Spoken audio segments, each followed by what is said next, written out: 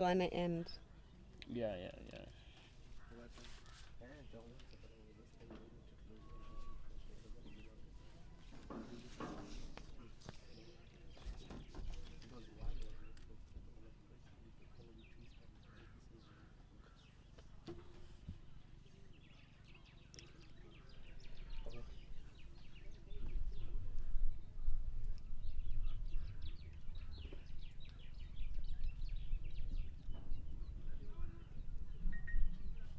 Umpire Aino Chabi from Zimbabwe signals play.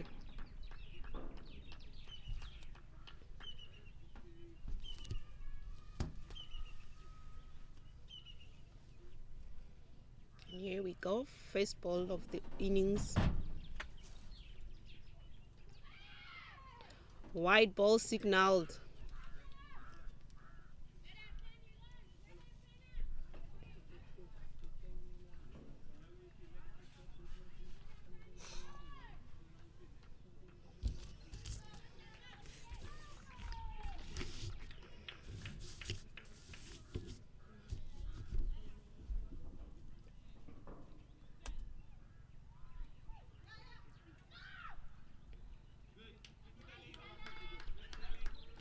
Another white ball signaled by the umpire is that Namibian batters take another run. 3 extras already bowled in this innings in the first over.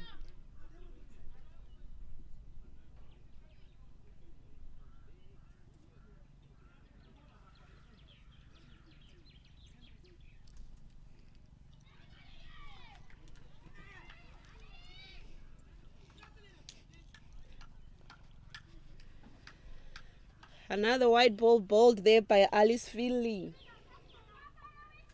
We saw Namibia scoring, putting a total of 191 in their previous game against Botswana.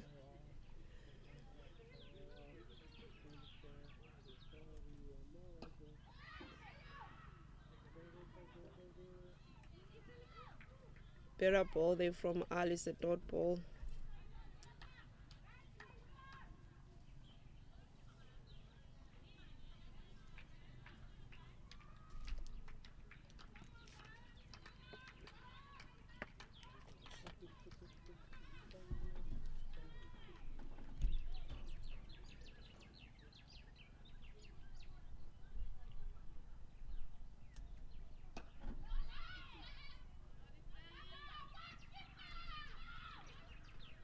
Well played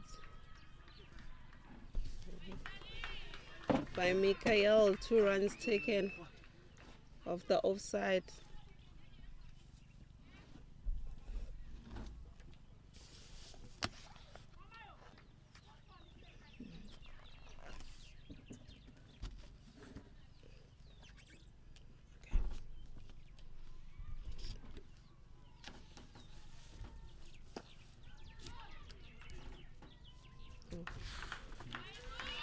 Four runs, that runs to the boundary through the covers by Engela van der Merwe.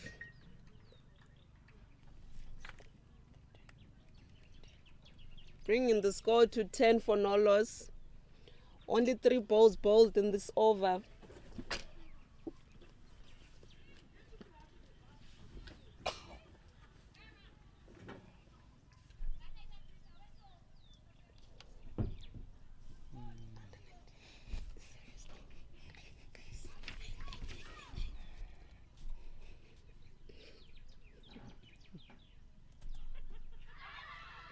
Appeal for an LB, umpire says not out, pitching outside line.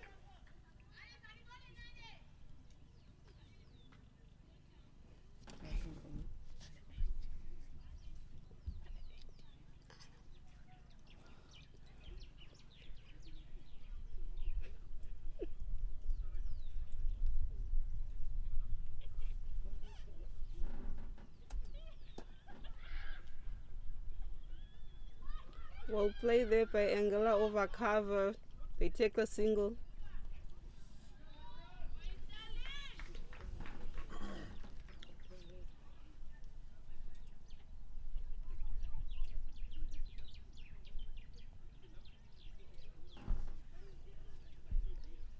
Michael Mwatilo on strike. And she's off the mark.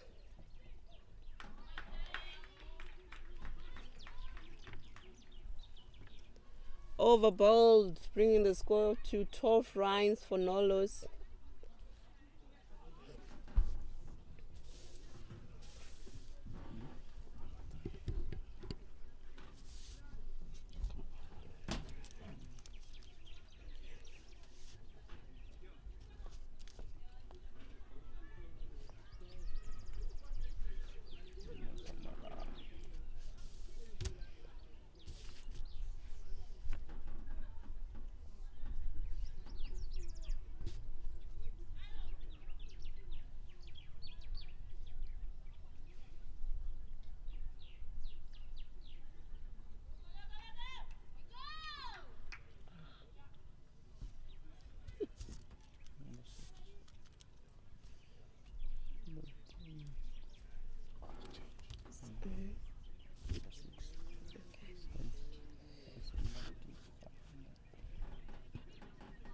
Taking the second over will be Hassana Tusawane, bowling from the golf post end.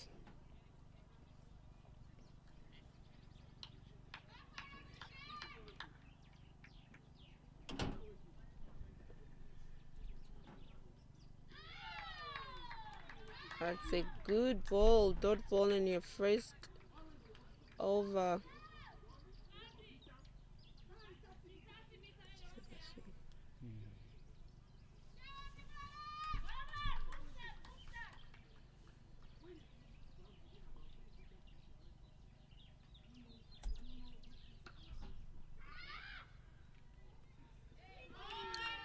6 runs from Mikelaya Watile, pulling it that one for a 6, bringing the score to 18 for no loss after 1.2 overs. And the umpire signals a no ball, and that will be a free hit.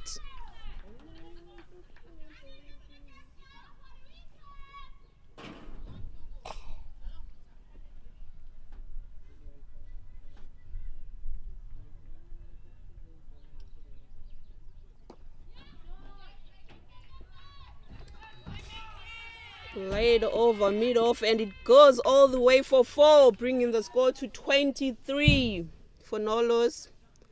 Namibia seems to be making use of their power play quite well. 23 runs already on the scoreboard. We might see a total of 200 plus here in this inning.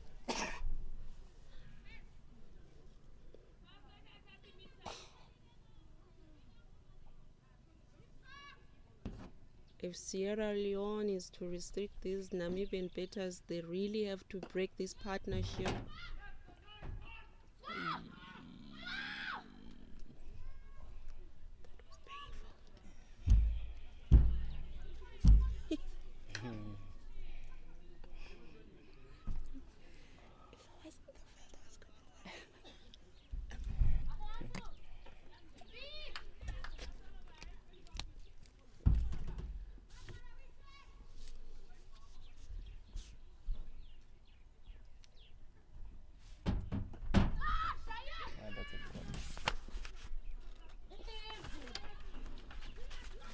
A missed drop catch there from Sierra Leone as the Namibian batters take 2 more runs to keep the scoreboard ticking.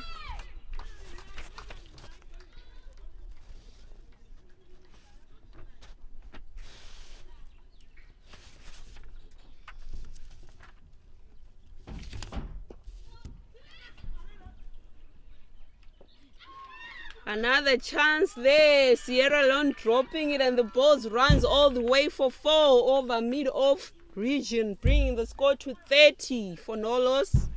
After 1.5 overs, already 30 runs on the scoreboard. Going at a run rate just above 15.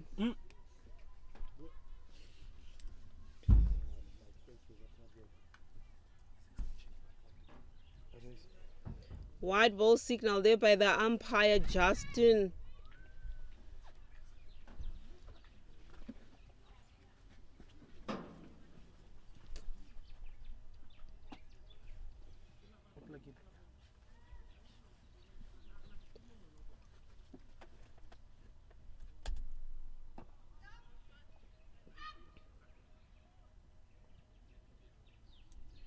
Namibia seem to be scoring in each and every ball that they're facing.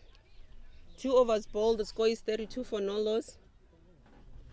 Current run rate is 16 runs per over. If they maintain this run rate, we're seeing a score of 200 runs plus.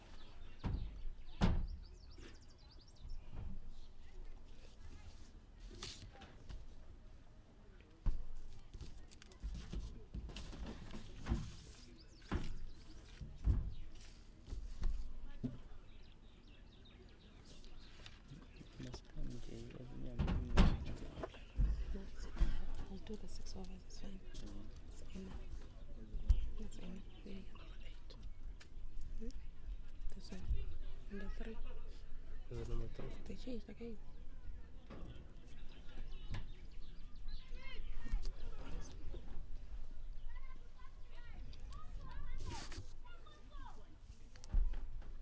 Bowling change, we have Emma Kamara coming from the university end.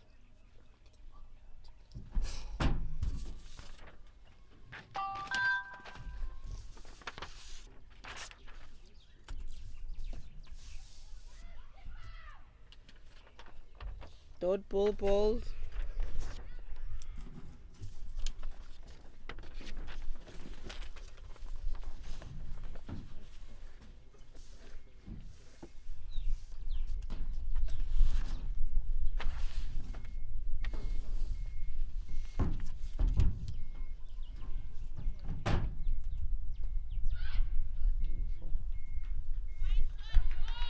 And it goes all the way for 4. Engela van der Merwe proving to be far much better than the Sierra Leone bowlers. Pressure is mounting up.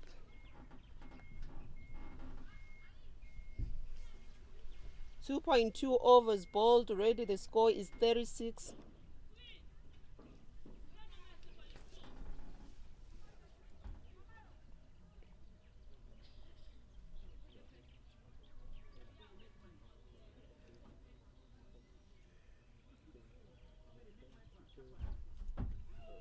Swing and miss there by Engela.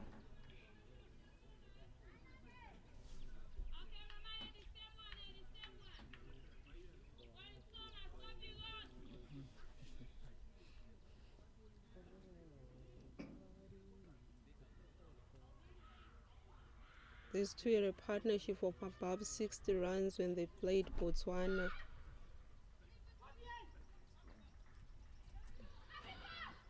Four more runs to Namibia,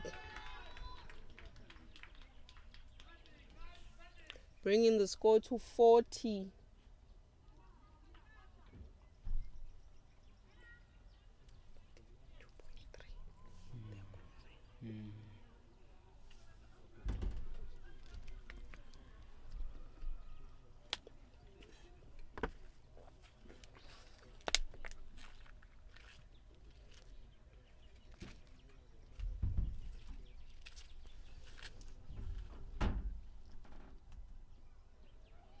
Wide ball.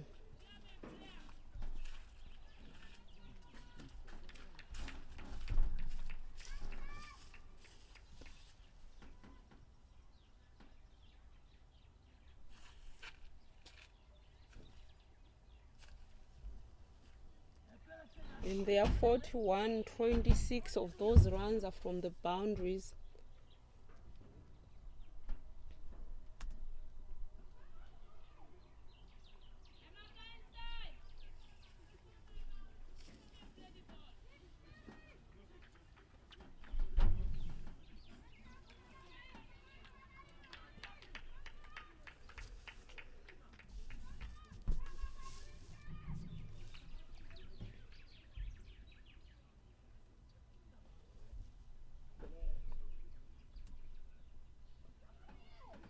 Another wide.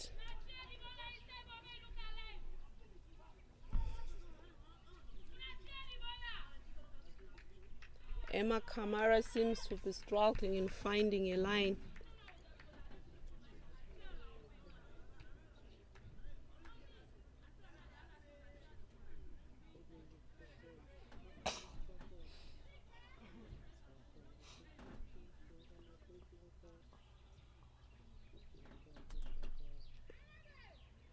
Better ball. It's a dot ball.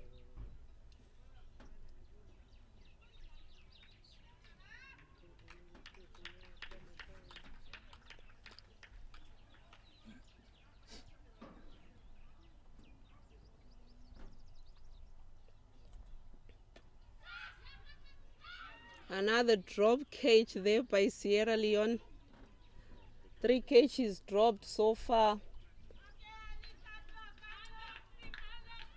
3 overs bowled. The score is 44 for no loss.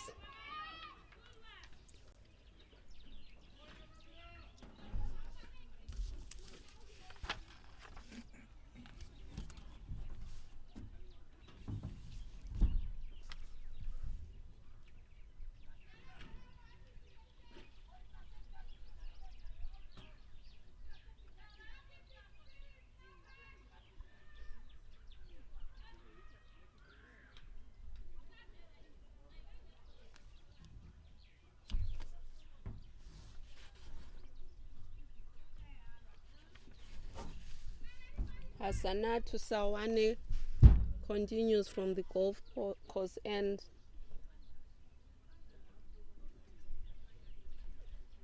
Is she gonna break this partnership?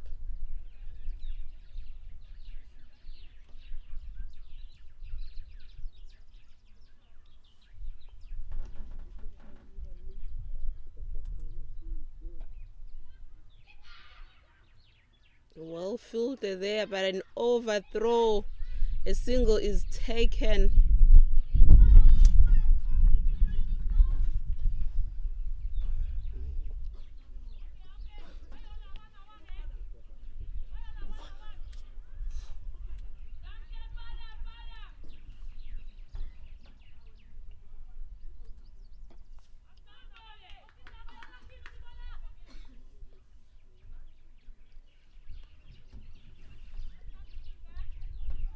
Nine teams in these qualifiers. Only one team goes through to the World Cup that will be held earlier on in South Africa.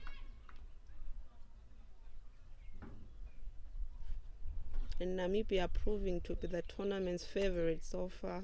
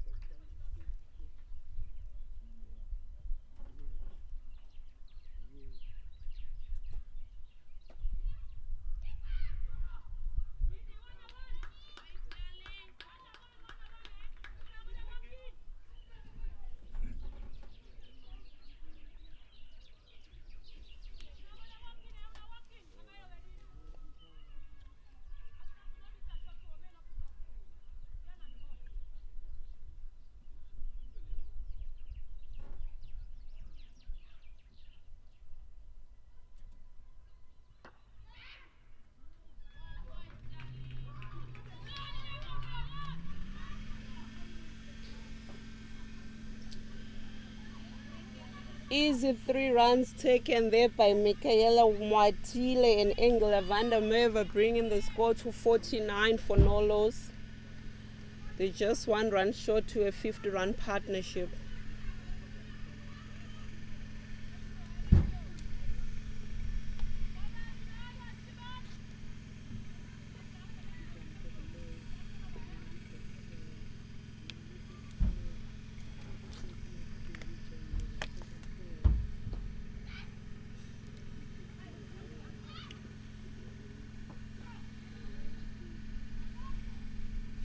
Four overs bowled, and that brings the 50 partnership between Michaela Mwatile and Engela van der Merwe, bringing the score to 50 for no loss.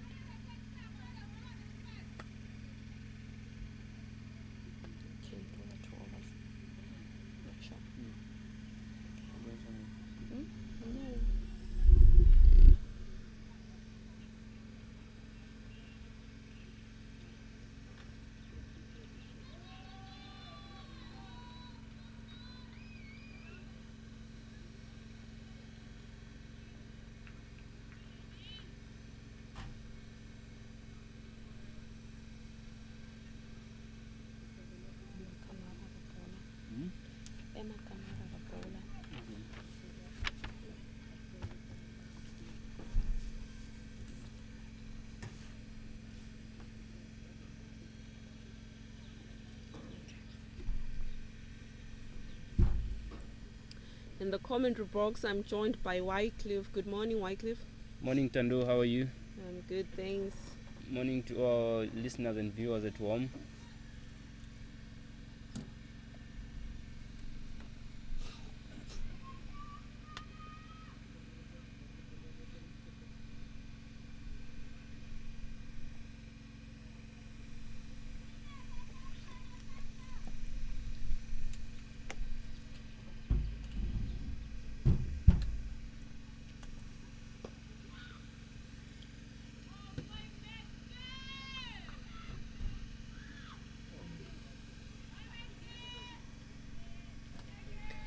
Four more runs for Namibia by Mwakile there, bringing the total score to 54 for no loss. There was a bit of a misfield there from the fielder there. Sierra Leone seems to have already dropped their shoulders.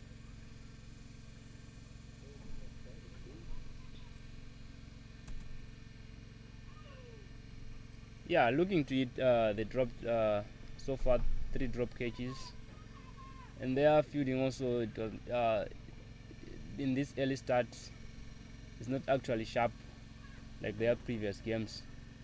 So yeah, I agree with you. It's not really on sharp here. That's a good ball again from Emma Kamara, coming from the UB end.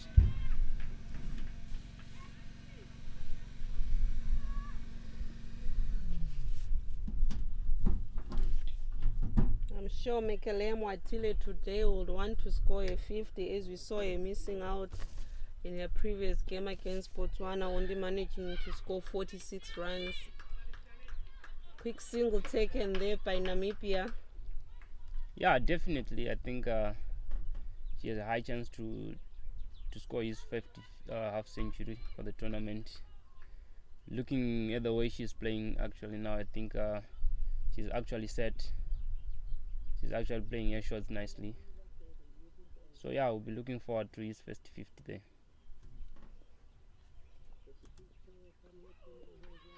That's a swing and a miss. Brings to the over, and the score is 55 after 5 overs. Michaele and Angel setting a good foundation for Namibia.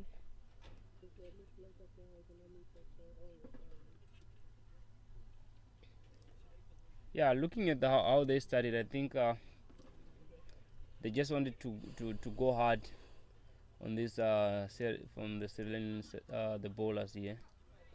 I think they just told themselves they are going hard to the bowlers. Right from the first ball, you can actually see the way they are addressing themselves there. So yeah, it's actually a good start from them.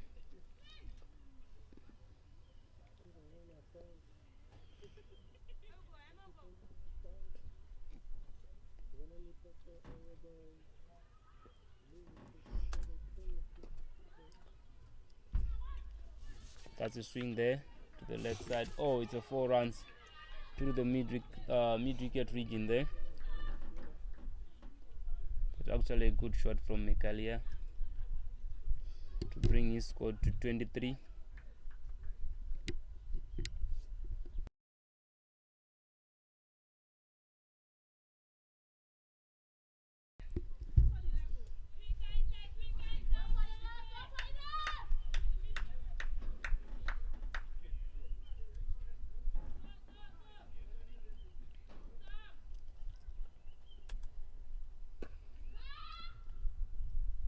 That's a good ball there from Hassan to Sewane.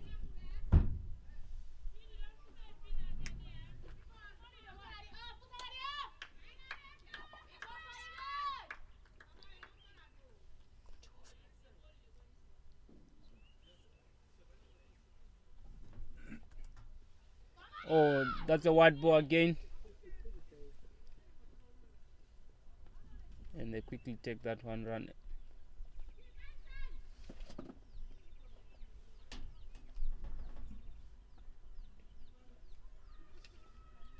This has been a good start from the Namibian. I think they're actually looking for a good score there. Oh, that's over the bowler there. Two fielders running for the ball. You know, the Sierra Leone fielders, they're not even attempting to take these catches.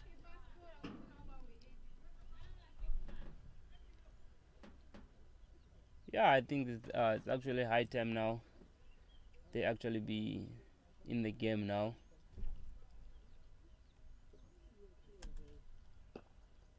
There's another shot there, attempt for a catch there.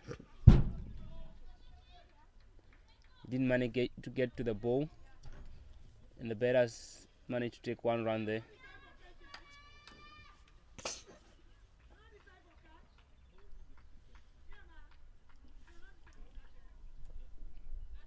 Many chances being given by the Namibia, but it seems the Sierra Leone, they're not eager to take on those chances.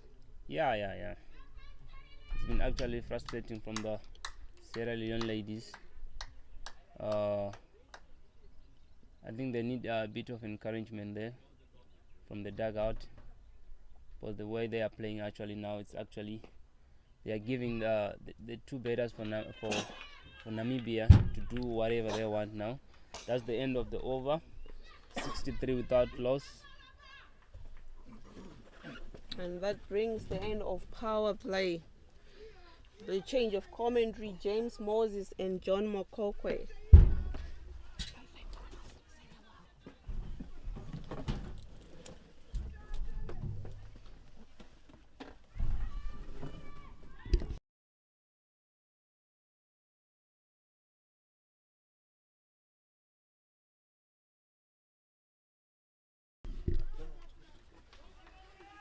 Good morning, Jono. Morning, Jay. Morning, listeners. To our viewers and our listeners out there, it's a very good morning. To continue, we have Emma Kamara coming from the university end.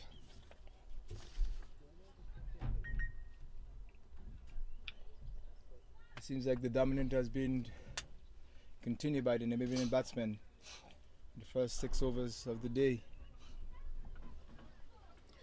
Yeah, the batters have been exceptional. The fielders, however, will be fairly disappointed in their efforts. Yeah, someone has to remind the fielders they have to cut the ball in the full, not on the one bounce. Well, ball there by Emma. Yeah, and there's not much you can do about the batters and what they do, but Sierra Leone need to show a bit of effort here, both for their bowlers and for their nation. Yes, Johnny. The Namibian have two very excited openers. It seems like they're going for it now. Here come Emma in, and that's a pretty straight ball from Emma.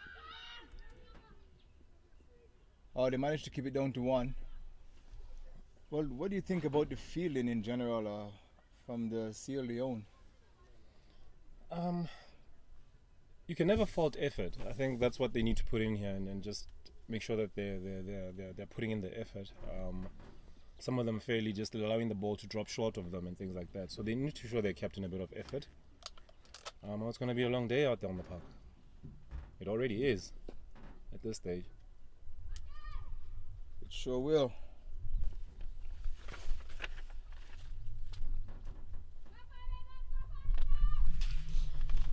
The openers here are very sort of two different types of styles, would you say? Yes, they do. The captain seems to be the more aggressive one of both. She's a shorter ball here, basically. Yeah, definitely. Their strike rates are both in the 130s at the moment, but you'd find that Muatile seems like she's the one that they'd want to bat around. I've been highly impressed with her technique. She looks quite accomplished, actually. And Van der Merwe definitely going for it and expressing herself very, very positive in her intent.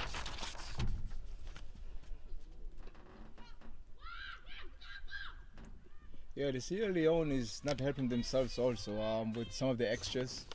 They're here, they're there. I think by now they should have have a good understanding of what's going on, how the wickets are playing, because I think this is the second game on this side of the B field.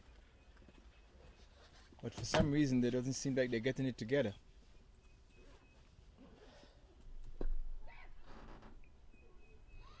I definitely agree with you. At the moment, it's unclear how they're going to get a wicket, actually, unless it's a batter error. But end of the 7th over here, Namibia 67 for no loss. Yeah, I'm having a brief look at the Sierra Leone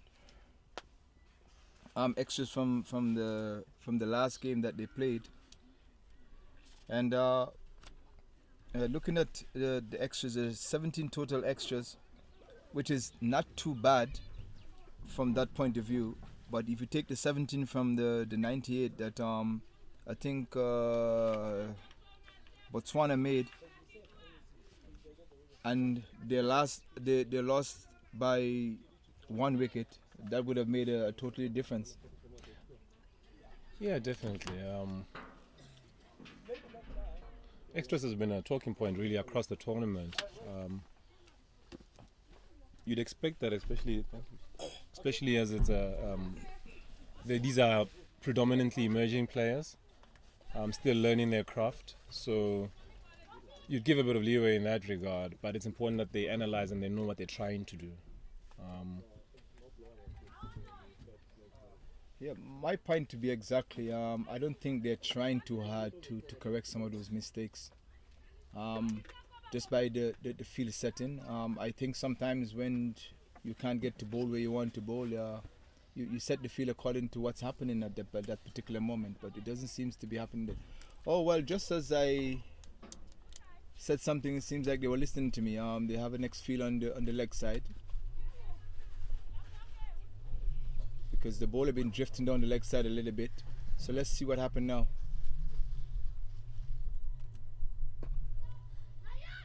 Catch gone up in there. Fantastic effort there. That's the kind of effort you'd expect and from these young ladies.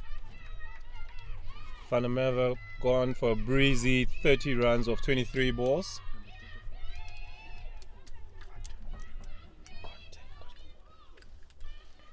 Lovely catch there by Conte. Let's hope that will spur them on into a bit more of effort here on the field. Yeah, it seems like they have bring a little bit more energy in now. They're talking, they're shouting. Yeah.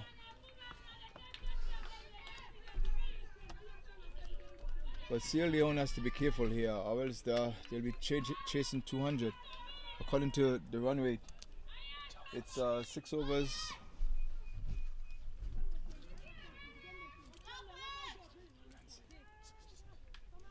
It's 67 for 1 after in the 7th over. After 7 overs. Coming here at number 3, we've got Adele van Sale joining Mwatile.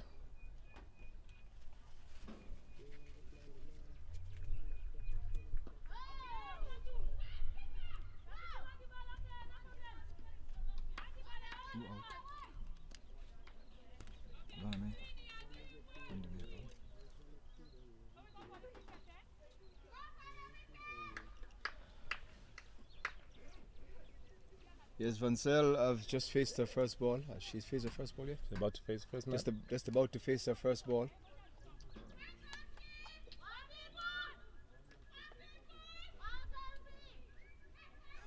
As you can hear, Johnny, they're trying to spur the teammates on.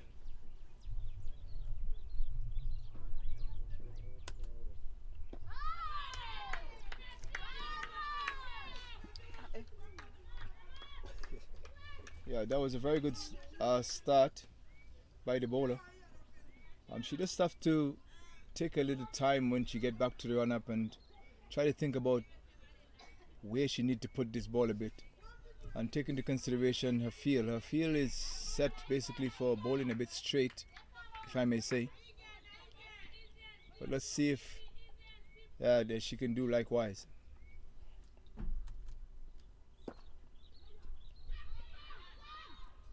That one was stroking to the offside, down to long off. Managed to take a single here.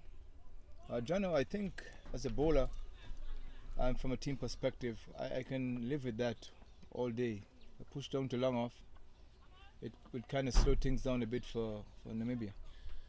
Yeah, I think if they can dry out the boundaries a bit, they'll create a few chances for themselves.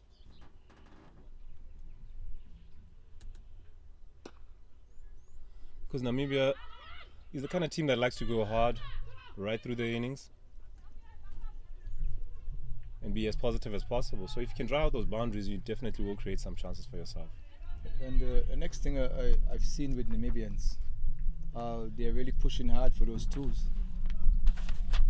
Yeah, like I think we've spoken a lot about the Sierra Leones, but definitely credit to them in their batting effort. They put away the bad balls, and they've been positive. The intent has been there right through from ball one.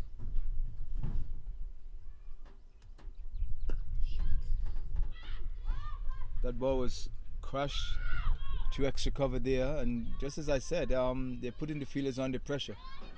Any fumble whatsoever, they're back for 2. End of the 8th over, 73 for 1.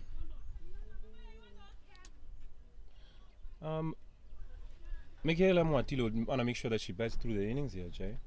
Just create a bit of a foundation for the rest of the side to play around. Yes, maybe that's the plan, because Van der Merwe, she's the one who was taking the bowling by the scruff of the neck early on, but now she departs. Maybe Van Zyl is the one will be taking over that mantle now. Yeah, I think that's how they're going to go and try to go about it.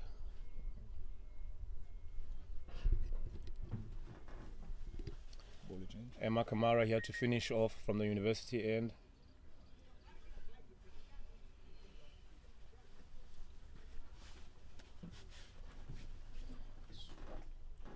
What I like about the Namibians, it seems like their game plan is to go at it, in particular the first 6 overs. That was a very good ball, and they still managed to get a single here. Very good play there from the 2 batters. We've been seeing a little bit of undecisiveness when it comes to the running in the whole tournament. Namibia, I think in the first game they lost to Uganda. I think that was a feel-out process. But from the next game they played against Botswana, they came out like they want to stamp their tout and said, listen guys, we are here. And it seems like they're doing this in their 3rd game now. Yeah, I think it's the way they want to play as a side. Even the game they lost against Uganda, it was the intent, it was there right through. Oh, that's exceptional cricket there by Mwatile. Just a nice drop and run. You hardly notice her, but she's 32 of 24 balls, striking it at 133. Fantastic. Yeah, that's brilliant. The rotation of the strike is tremendous, Johnny. That's very refreshing to see from young players. Valuing a single. Loud call of Nia there from Mwatile. Nia meaning no in Afrikaans. Yeah, I haven't seen the slow bowlers yet. As a native and a person that played on these wickets during the whole of the season, I thought by now they would have bring in at least one of the spinners or one of the slow bowlers. That was crushed. Oh! That was crushed to mid-wicket. I thought she missed that. Taken one to the lips there. Yeah. I hope she's okay. Yeah, she seems to be well. These young ladies are tough, huh? Very tough, Jay. We've seen some continue to battle despite some injuries here right through the tournament so far. Yeah, in particular to mention Paco from Botswana. That lady has a heart, huh? Yeah, exceptional fighter there right to the end. It's been a good little patch here from Sierra Leone, managing to dry out the boundary count a little bit here. Despite conceding the singles, they'd be happy. Well, yes, they should. They were going just at about 12 runs and over for the first 6. So A change is welcome. Dot ball there. Yeah, some sort of pressure at least they've managed to mount on here. Top finish there by Amakarara, bowling her 4 overs for 24 at an economy rate of 6. It's been very, very good from her. That's a good peck back there. Yeah. But what I think, Johnny, basically some of the teams are not taken into consideration. There's a long boundary and there's a short boundary. I think usually you try to get the best bowler into the short boundary because they're 2 right-hand batsmen. Yeah, and try to get the not such good bowler bowling at the long boundary. There's a change in bowler here for Sierra Leone. We have Ellis Philly. Coming in from the golf course end. Still no spin for you, Jay. I wonder why. Yeah, it's Well, let's a see. mystery. Let's see how Van Zyl adjusts to what is going on here now. Maybe this is the change that they need for a breakthrough also.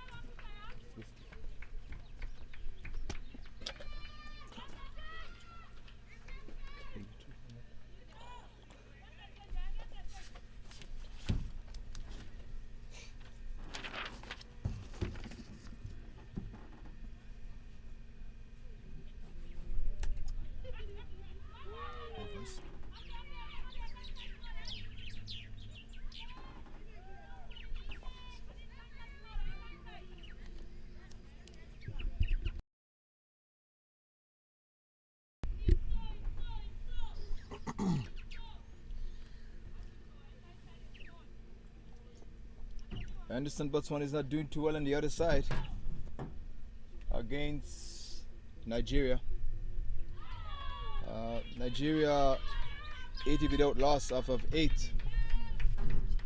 think we won. Sorry, against Uganda. Uganda is 80 without loss off of 8.2 overs.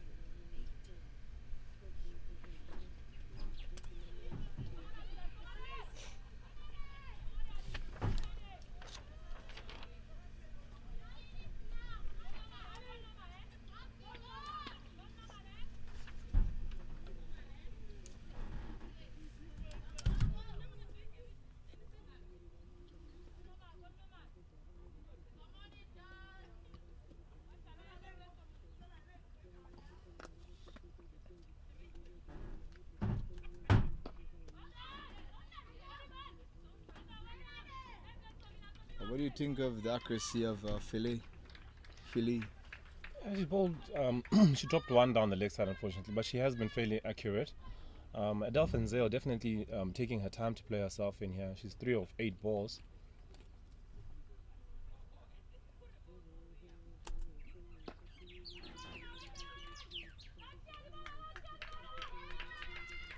Well, yes, a bit straight there. Yeah. I think Fenzeo would want to just click on a little bit here, unfortunately. Otherwise, she can end up putting a bit of pressure on the opener. Yes, when she came in, they were rotating the strike pretty nicely, but now it seems like they came to a halt here. Yeah.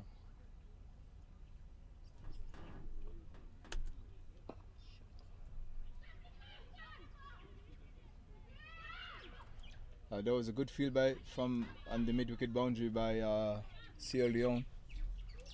Good clip there from Adele for 2. She'd want to keep the scoreboard ticking whilst she's getting herself going, and ensure that they don't fall behind on the run rate. Yeah, and also I think she should just rotate to inner bats now. But we don't know what the strategy is at the moment. Maybe she's a hitter, so she was told to try to accumulate most of the strike. End of the 10th, 80 for 1. Namibia doing well here, going at 8 runs and over.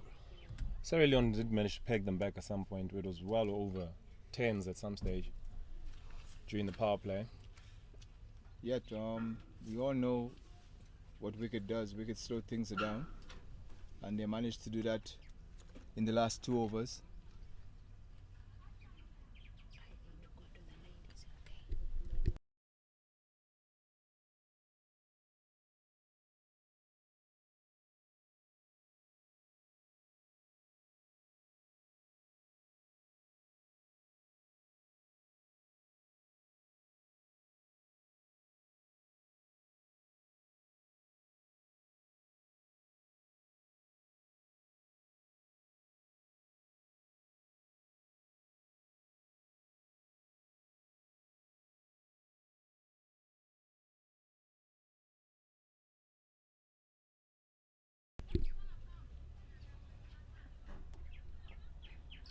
We have a change of bowler from the university end,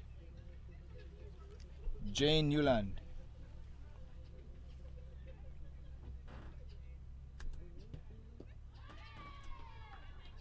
All right, I think I finally got my wish, Johnny.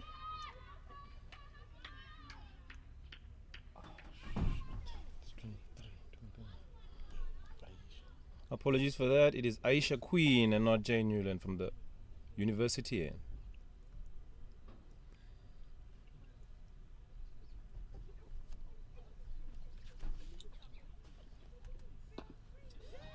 Mwatile taking a big shot there. Too long on. Dropped, unfortunately.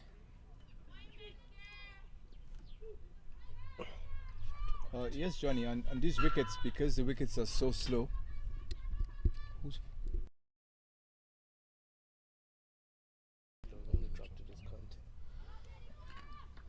Fatu Conte putting that one down at mid on, long on.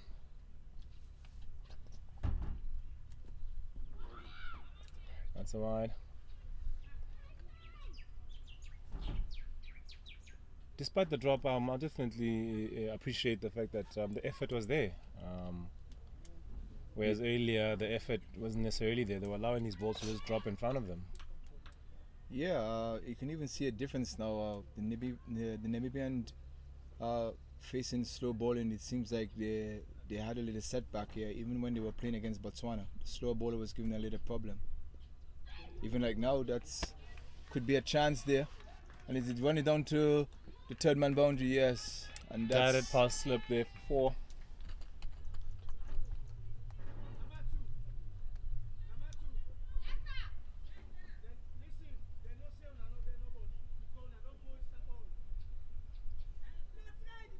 There's some instruction being shouted from the outside from the Sierra Leone camp. But we need to get it. Sierra Leone need to get a good flow, at least a good 2 overs. 2 good balls, and then they managed to keep pushing one down the leg side.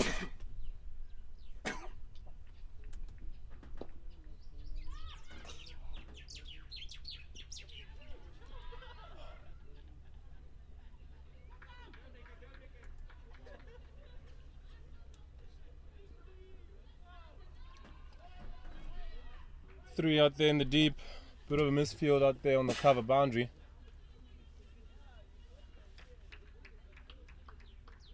Leone is not helping themselves here.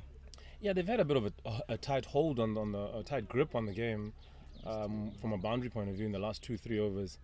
They want to make sure they don't come apart from the seams here, or at the seams. But let's hope there's another chance for a catch here. Mid on. Yeah, I should manage to get to that one. I think it was a valued effort there, but it was a bit short. Yeah, Namibia definitely making the intent very, very clear here that they're going to put the foot down.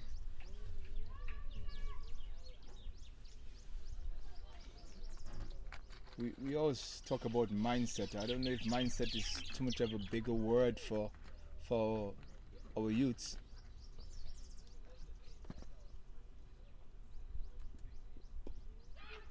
Oh, Top catch there, point, backward point there.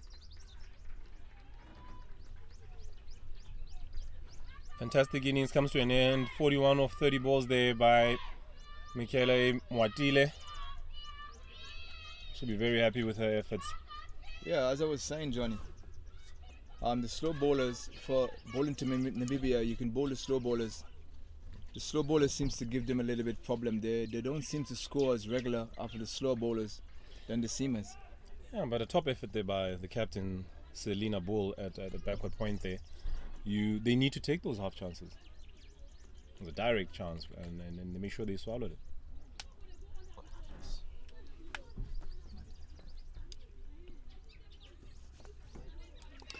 Coming in at number 4, we've got Gorares, Mazali Gorares.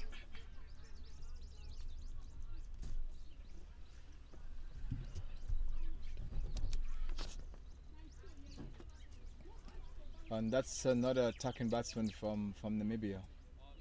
I think she had the first 6 of the tournament, yeah? Yeah, I think she had the first 6 of the tournament. She's very small in stature, but she hit a powerful punch there, Johnny. Yeah, as do a lot of these ladies in the Namibian team. Their power hitting, they definitely do practice a bit of it, you can see. And also she should. She's wearing a very iconic number there. Yeah, definitely a number we used to fight for in our locker room, but you always pulled ranked, definitely. Yes, seniority counts, Jono. Yeah. Big shout out to deep mid wicket. Just yielding a single. Despite losing a wicket, you can see here from that shot from Van Zyl there that they're going to keep going hard. Yeah, I think the message is to pick it up. I think that's what the message was out, because first ball after the wicket, the intent had changed. I am start getting a bit nervous now. I just love to see this girl, her bats. No fear whatsoever. Great start there to her by Alice Bailey.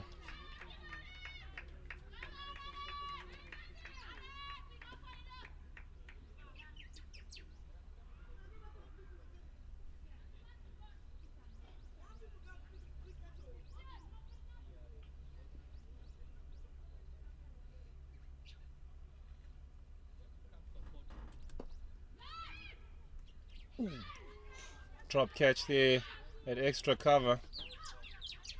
Quite a regulation catch, you'd say, Jay? Even for me, that was. Yeah, Fatu Conte will be very disappointed in herself in that effort. She's got 2 now. Confidence must be quite low.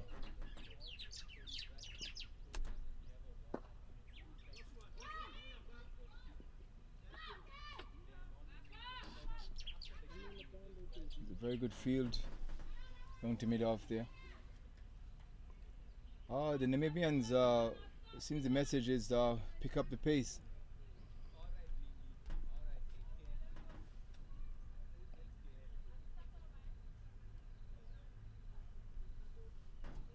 What sort of total do you think they'll be targeting as a side? Currently sitting at 95 for 2 after 11.4. Yeah, well, the last game, they won target for 200. They managed to get 191.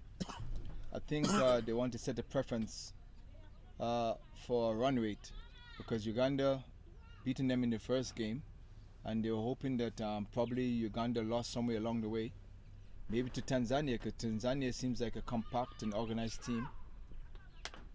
So they're just playing their cards, get as much as they can get. Sure. Just a quick update from the BCA Oval game in BCA Oval 1 ground, game between Botswana and Uganda. Uganda currently sitting at 100 for no loss after 10 overs. They are well on track for 200 plus. Yeah, I wish I was there to see what's going on. Botswana doesn't seem like they're doing too well outside Jano. After the first game, such a close and intense win. For the first game, they seem to fall off a bit against Namibia. True. Namibia 96 for 2 here after 12. I agree with you. I think despite whatever runs you concede, you always have to back yourself to chase. Well, yes, but you can't take the cart before the horse. I think basically what they have to do, in particular from a bowling point of view, once we're under the hammer, we try to take over by over and batsman by batsman. We target a batsman who we think we want to bowl most of the balls to, and we try to squeeze and prevent them from turning over the single.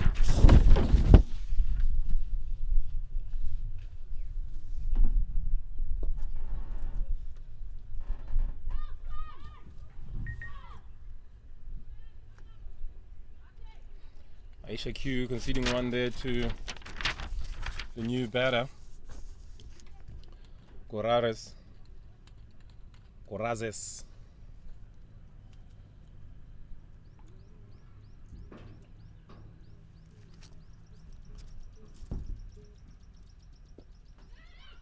Another quick single here, taking the square leg. As I said to you, now they're pushing. Yeah. The nature of the tournament is a very interesting one, would you not say? I mean, if you look at it, the winner of the tournament gets to go to a World Cup. So the stakes are very, very high, and there's a lot of pressure, despite these ladies being emerging cricketers and some of them first-timers. Yeah, but according to the structure for the under-19, the zones that they're in, they only won qualifiers to the World Cup, which I think it's a bit hard, and knowing that there are 9 teams plus the development program that is going on, maybe if they could probably get at least 2 teams there, maybe that will put a little bit more for the others to pull their socks up. Johnny, what do you think? I would tend to agree with you. With that said, I think 2 out there for Corazes.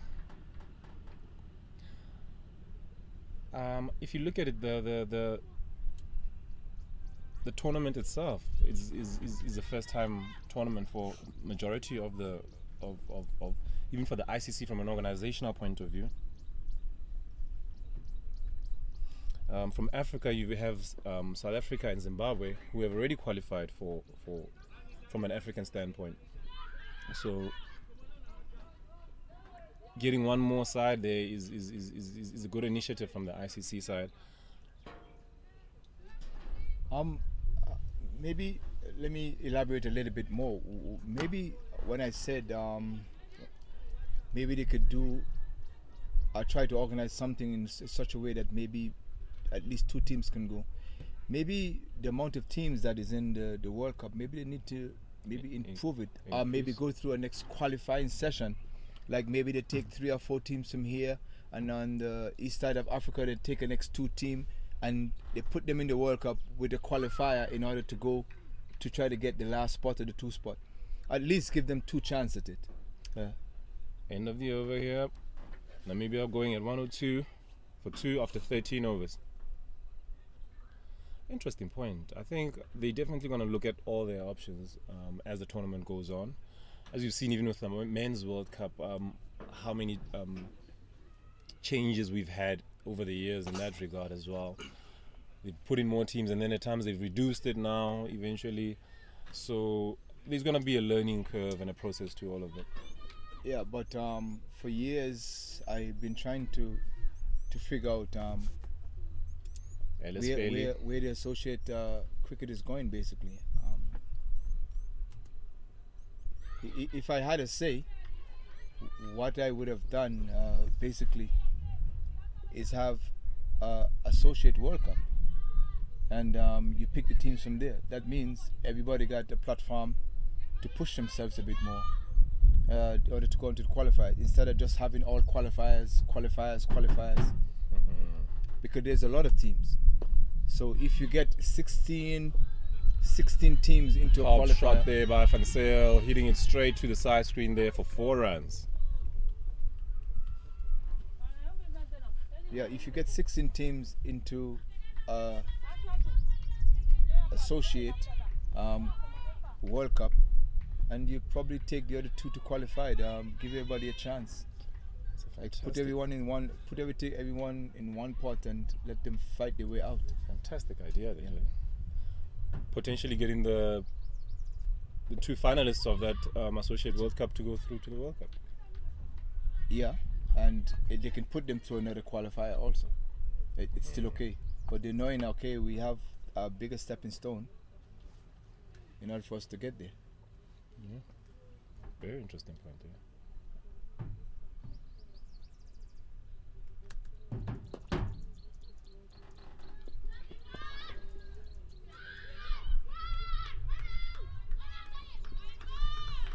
Great running by the Namibians. 2 runs yielded there at long off.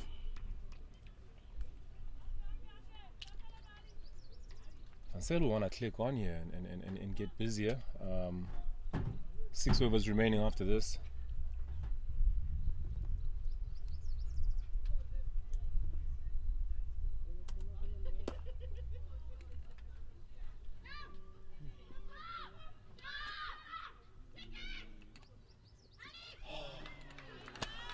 Run out chance there, missed out on there by the bowler. Should have done better there, Alice Feely.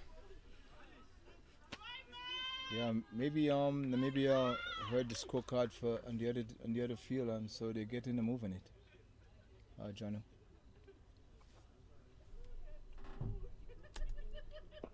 Yeah, Van Zyl seems to be hitting a runner ball here.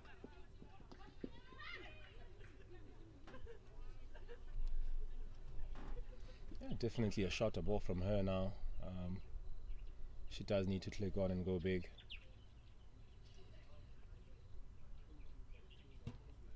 Gorare 7 of 8, getting really busy into her work as well.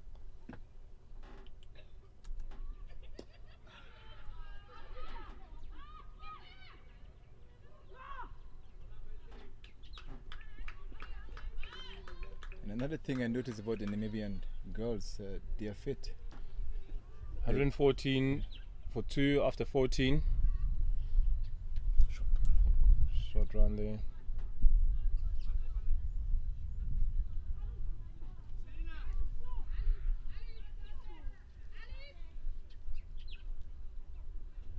It's been a very warm morning, John.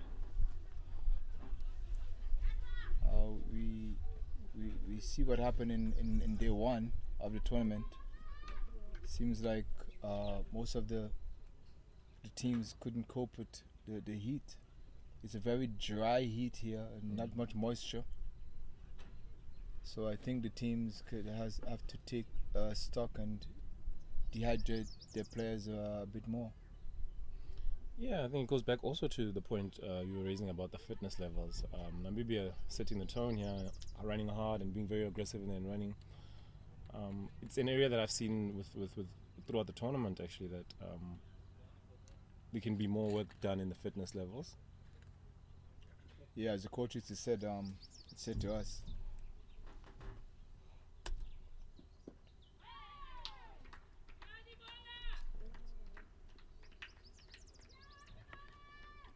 Top ball there for Aisha Q. Yeah, as coach used to say to us, do what's in your control, and if it's in your control, let you try to run the 1s and 2s. Those are in your control, so you have to be fit enough to run those. In this format, every run counts.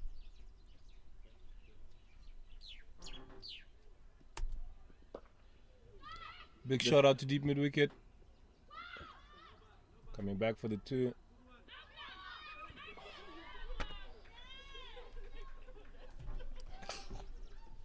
The keeper there, Ramatu Toure, giving a chance there to Vansel. No, to Gorares, I beg your pardon. Yeah, Van Zyl seems to be struggling here. Maybe she's a bit tired.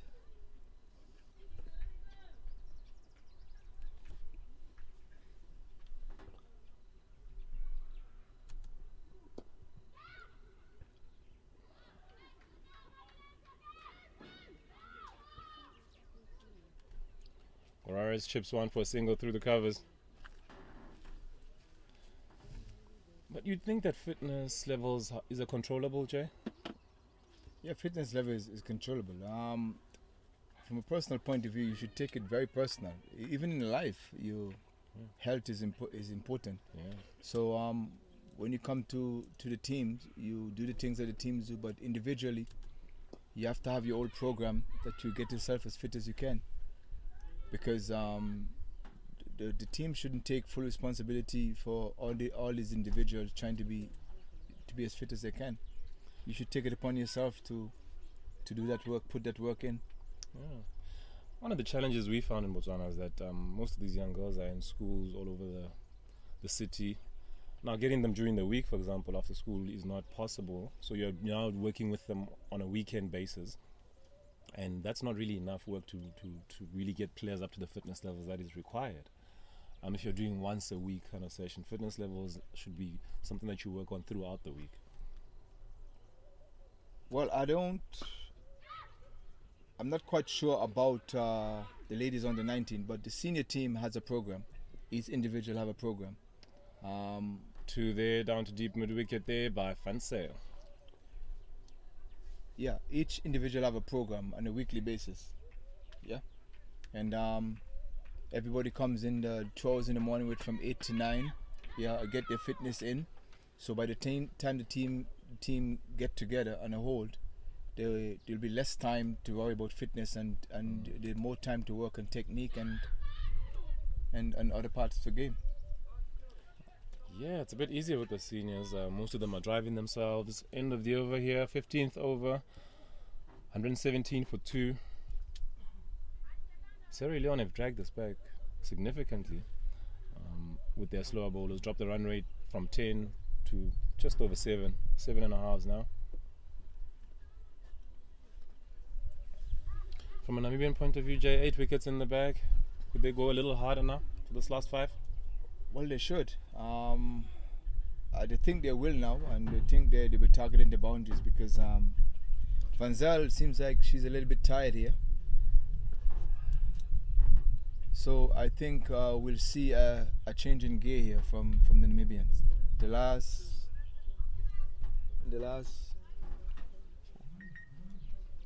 4 overs. Bowling change here from the golf course end. We have Christina Fofana.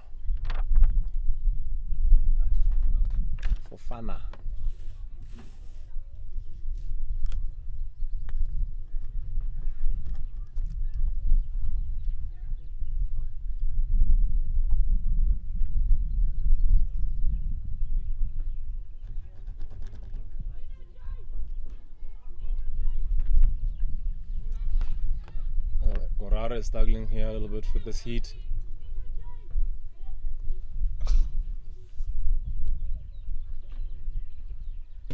John, were you ever a superstitious player when you were playing? We all have superstition.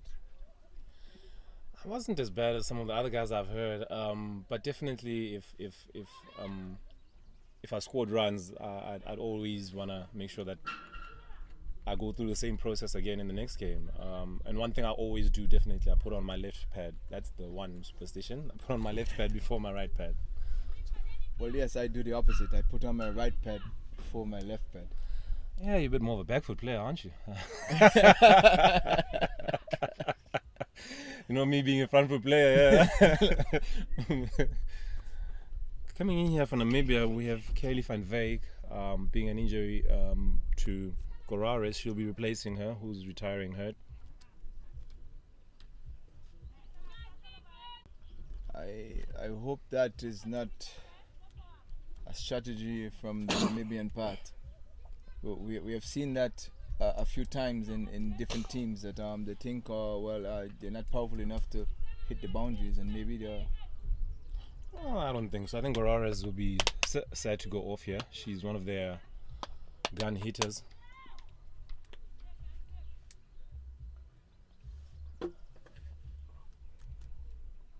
Ooh. Very threatening ball there from Fofana. Yeah, superstition is the order of the day, Janu. Were you superstitious, Mashe? Very much so. Yeah. Very much so. I'm very superstitious. Yeah, I've been sharing a room with you for many years. Guess you know that. You had many kinds. I don't know, started with the socks and all the way up, it's all kinds of stuff. Yeah, well, definitely I have a right socks and a left socks. I never ever swear from that. I know it marked a right socks and a left socks. Oh, top shot there. What a catch there. Top class shot there. Sierra Leone will be very, very happy with that. Kylie van Wyk there trying to just go big. Clearly she was sent in as well for that.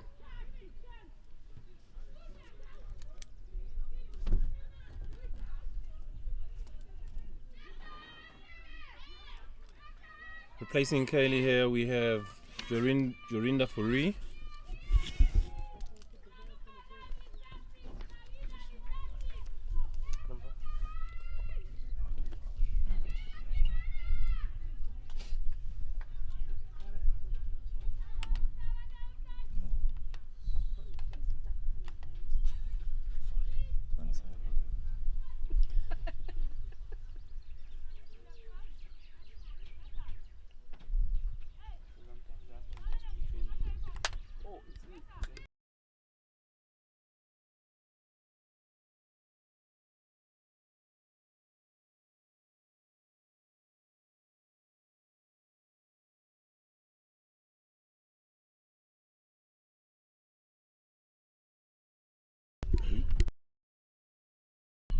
No, but I think that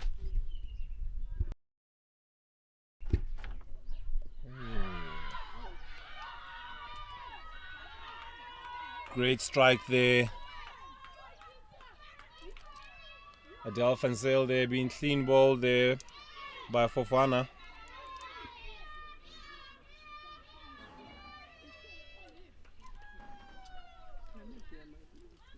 Jono, early on, I think I mentioned to you about the slow bowling for the batters for Namibia. And I think if Sierra Leone did identify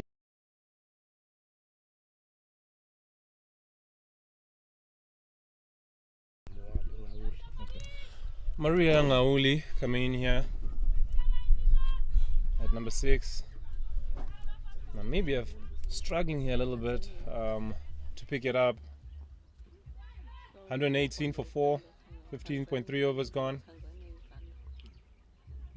I think the slow bowling is the order of the day for Sierra Leone. But I still think they need to get a mid-wicket, a deeper mid-wicket in, and probably shift that gentleman, that lady who's on, well, kind of a bit squarer. Because hitting the ball when it's a bit slow.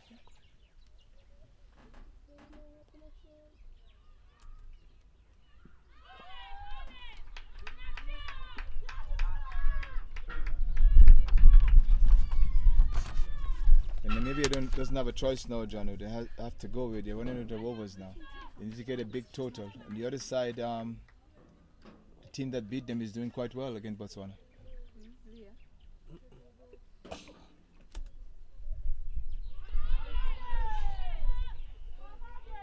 Yeah, another wide again from Sierra Leone. Just as you think they have it under control, they managed to go back in a negative way again, Johnny. Yeah. They want to ensure that they finish well here.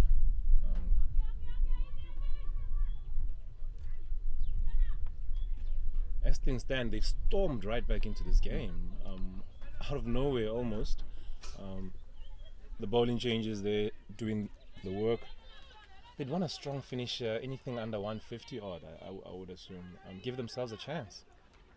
Yeah, I still think they're capable of getting 150. I think they're capable of chasing 150. Leone is because they seems to have some ump in their batting. So that is left to see if that's the target they're looking at. Because now we're under 120 for 4 after 16. 4 overs left. Namibia would want to at least go at 10 and over in that. Just a quick update in the game against Uganda and Botswana. After 14.2 overs, Uganda 143 for naught. They'd want to click there, definitely make sure they get to 200, Jay. Yeah. With a start like this, they'd want to. They'd be disappointed if they didn't get to 200. Not only that, I think they need to match the run rate for Namibia also, just in case there's a slip. Yeah, having won the game against Namibia, that's also going to create a bit of pressure. Yeah, my favorite team in the tournament is getting hammered today, John. Top bowling there.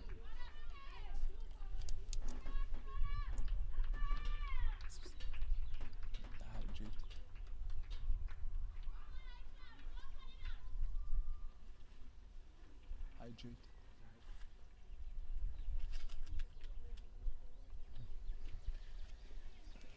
Yeah, I was having a chat with one or two that I work with from the squad, Botswana squad.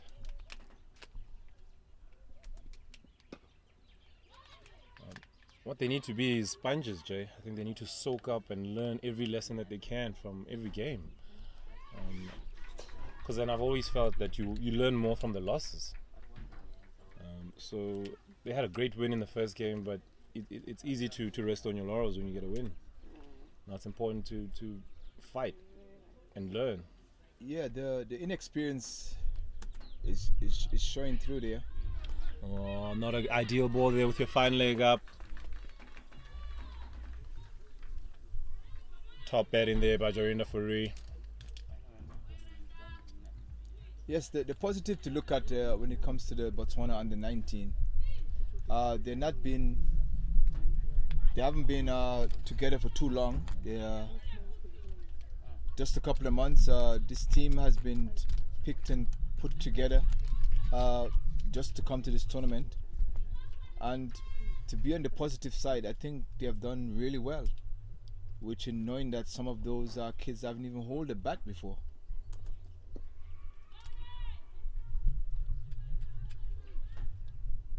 I thought that most of those kids were there 2 years now, but I understand no, they haven't.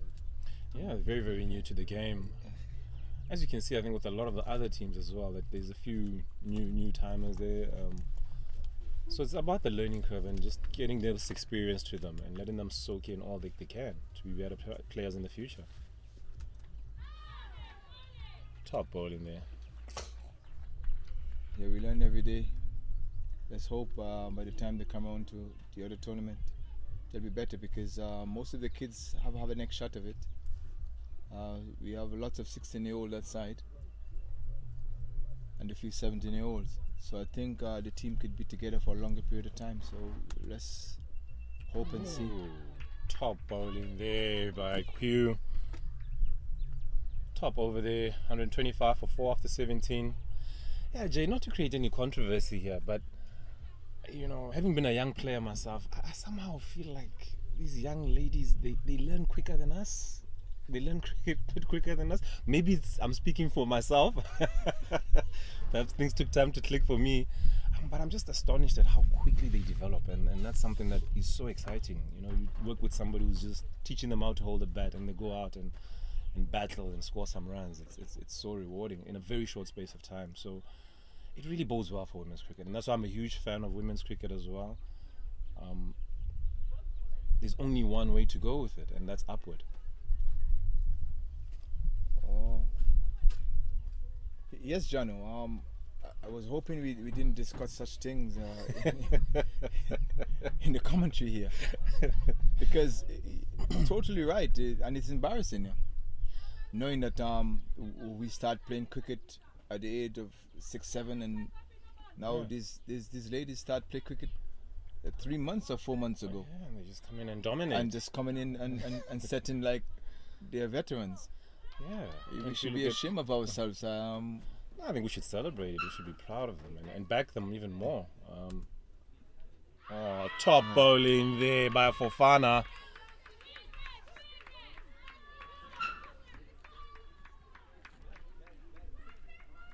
Top bowling there, getting Yauli. But John, as a kid growing up playing cricket, I think I had the best support from the age of 9 to the age of 15, because playing Botswana cricket, I don't think I have improved much from since I was 15 years old, because when I stopped playing cricket for 17 years, I was 15 years old. So when I entered the Botswana team, I was still technically playing cricket at 15 years old. That to show you how good back then the development program was. Well, I've improved a little bit while losing my eyesight, but We have Gorares here returning from injury. She'd want to get into her work very quickly here with only 2.5 overs left. I mean, the interesting thing about what we're doing now, Jay, is that we're creating more heroes. I mean, I follow so many ladies online. One of the best batters, I'm not going to say male or female, one of the best batters going around, I think, is the opener for India, Shefali Verma. She's world class. If I could bat half as well as that, I mean, she is world class. And it's not even, that's what I'm saying, is that it's not even about men or women. Now you're like, this is a batsman, a pure batter. So it bodes well.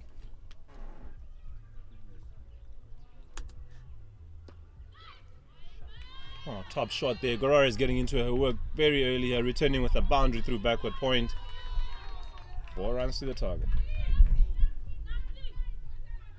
I want to be disappointed there without having a sweeper at this late stage in the game, really. Well, I think they fell asleep a little bit. Yeah, there. I was just about to say that. Knowing that they still haven't put a deep mid wicket, I make the adjustment on the leg side. I don't know, they should be trying to save the bounties now. Because as we said, I think they have a good chance of chasing 150, seeing their bottom lineup when they were played against Botswana. Sure.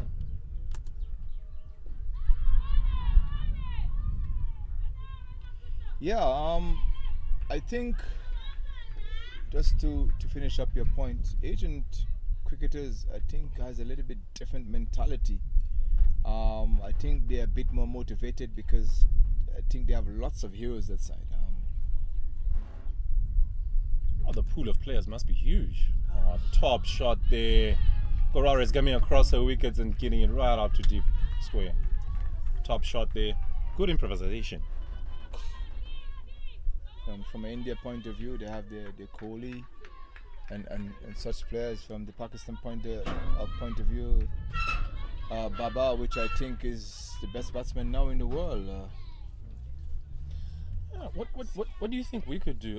What's your take? Do you think maybe the ladies could play with some of the men's leagues and teams? No, I must applaud the development program, as you said, for 3 months or 4 months, with them getting into their work and understanding the game.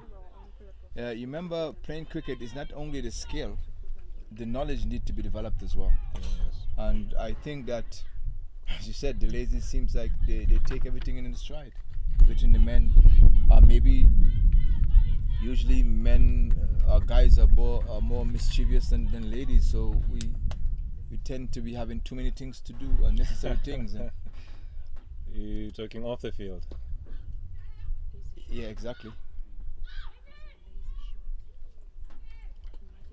1 run there for Furi. Over up, 135 for 5 Namibia after 18 overs. Yeah, I think our ladies just need support. In anything that you do and you have a supporting structure as your foundation, the sky's the limit. Yeah, I was having some chats with some of the local coaches and potentially having a league, a tournament where we can have mixed men and ladies playing together. I believe it would be good from a skills point of view for them. Face a bit of quicker bowling as well. I think they're ready. The skills are there. It's not an issue. It's just a case of application and practice. As you'd see even with us as men, we don't face 140, 135, regularly 150 at all. But the more you practice against it, the better you get. Yes, John, we do. Yeah, that's a good point. It's pretty relevant, but I think if you let the ladies play a bit more cricket. We have a bowling changer at the university end. Selena Bull, the captain, coming into the attack.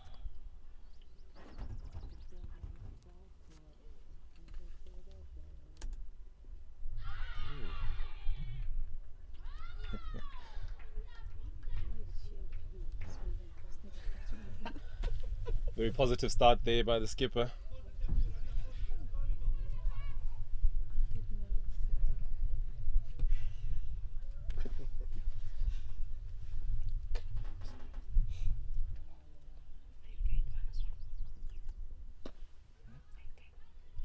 Top shot there by Furi. Slap through extra cover for 4.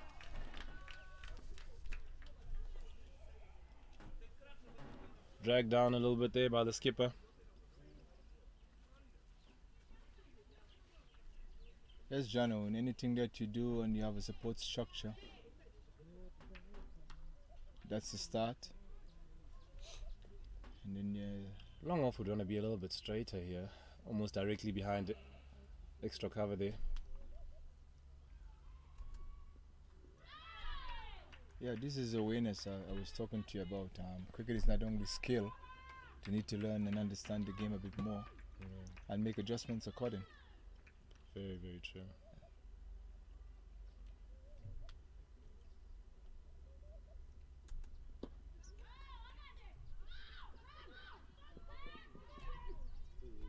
What do you think Tight about single there by the Furi. standard of the standard of sports in the world? Jono, what do you think about the standard of sports in the world when you compare cricket to amongst the other sports? I think cricket is number 1 or 2 when it comes to concentration. Seems like sports in the world, people think that soccer is more dominant but I think cricket is a harder game, much harder game, because you have to concentrate for a longer period of time. Finish there.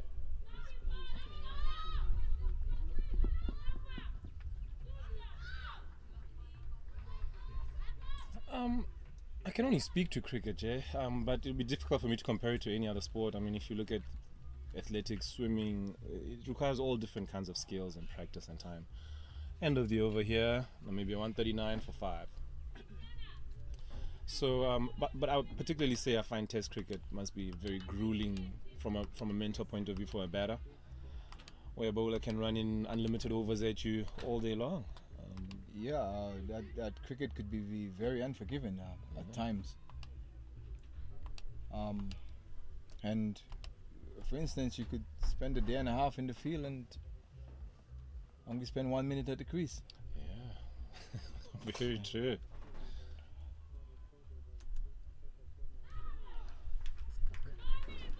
Dot ball there by Fofana.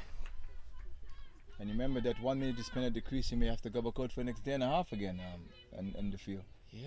And maybe the next day and a half you'll be facing 2 bowlers at 145 plus.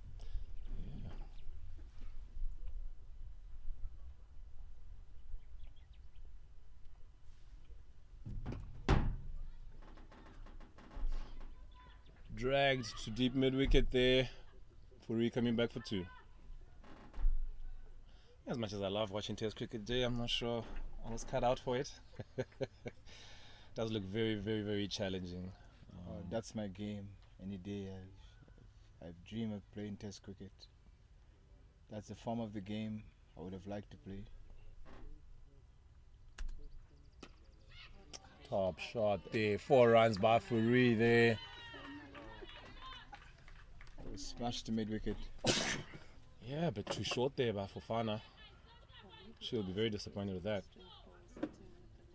Yes, John, I've played a couple of 3-day games. Where we're from, basically, in the first class tournament, we usually play 2-day games. But I've managed to play a couple of 3-day games in England. And to be honest, I love it.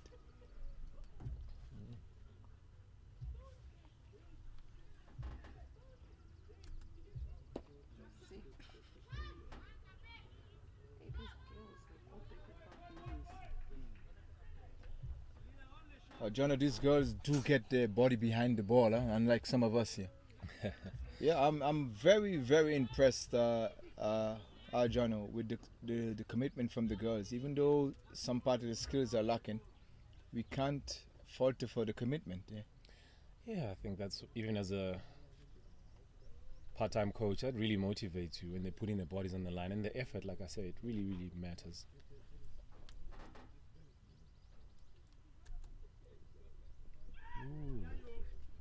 Gorara is trying to go again over square leg.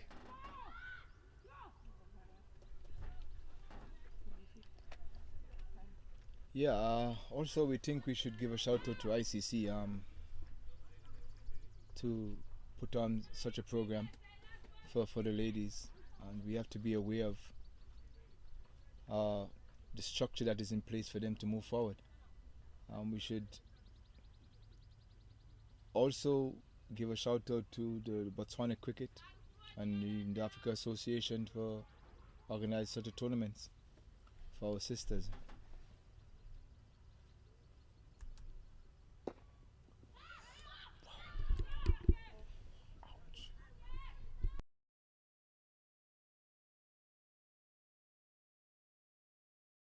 Is that?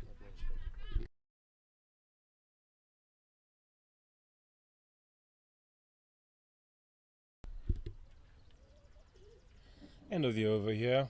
Namibia 150. They'll be happy with that target or disappointed, Jay? I think Namibia will be very disappointed with their target, but I think Sierra Leone will be very happy with their target. We were looking at close to 200 the way the power play was going. Yeah, definitely looking at 200 at some point. They've dragged it back very, very well with their slower bowlers. It's going to be an interesting chase. Yet, yes, I think it will be. I think it will be. I hope the Sierra Leone are motivated enough to realize that they have something out of the game.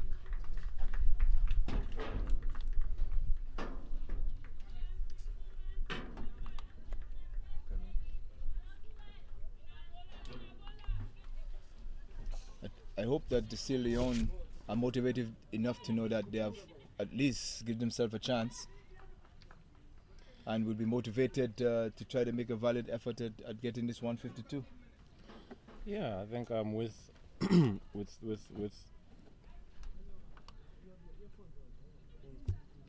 Namibia, they'll definitely be happy with the efforts there. 150 on the board. They led very well by their opener Mwatile, who batted very, very exceptionally well. Love her technique and composure and shot selection right throughout. You've got some healthy contributions there with 18 from Gorares as well as 18 from Furi at the end. And then you have some bowling as well from the ladies. Standout bowler would be Aisha Q there with her 3 overs for 21, getting 3 wickets there, only going at an economy of 7. Very, very good contributions from her other colleagues as well, being Emma Kamara getting 24 of her 4 overs as well, not getting a wicket, but only going at 6 and over. So it's going to be an interesting chase when you get back in a few minutes. Stay tuned.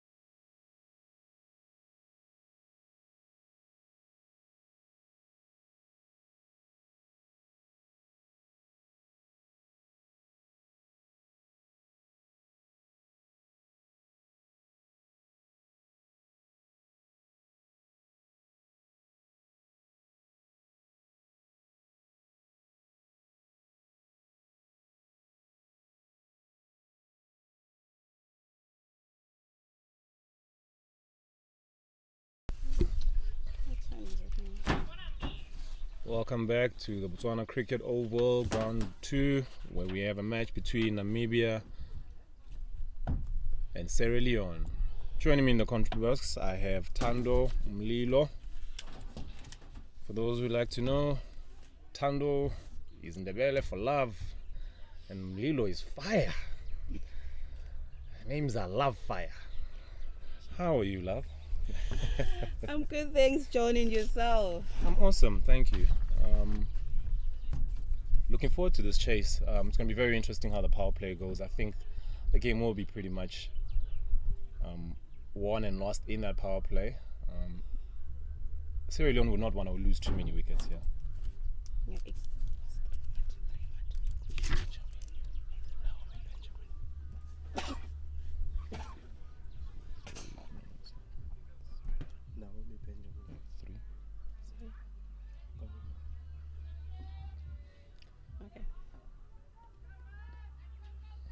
Opening the batting for Sierra Leone, we have Emma Kamara and Fatu Conte. Then opening the bowling for Namibia will be Naomi Benjamin coming from the Gulf Coast. And earlier on, we saw Namibia winning the toss and electing to bat, putting a score of 151 for 5 in their allocated 20 overs. Mikelai Mwatile having top scored for Namibia, making 41 from 31 balls. Then Angela van der Merwe scoring 30 runs. They had a partnership of just above 50 runs. Sierra Leone needing 152 runs to win.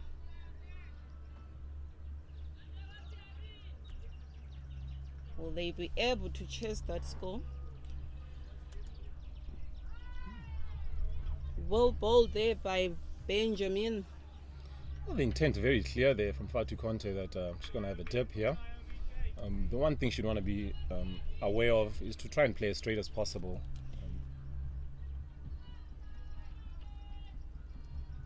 Naomi Benjamin bowling very full and straight here. Yeah, so the Sierra Leone batters, they have to play straight, as much straight as they can. Because if you miss the hit, a single taken there by the Sierra Leone batter. An overthrow. Comfortable 2 runs taken by the Sierra Leone batters. So you reckon the Namibian team, are they happy about the score which they scored today? Because when they started, they seemed to be cruising in their power play. I think in the end they'd be fortunate. They'll be happy they got to 150.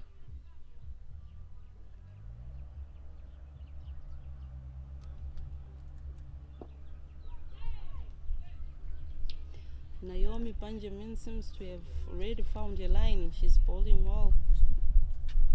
Yeah, on the money first up.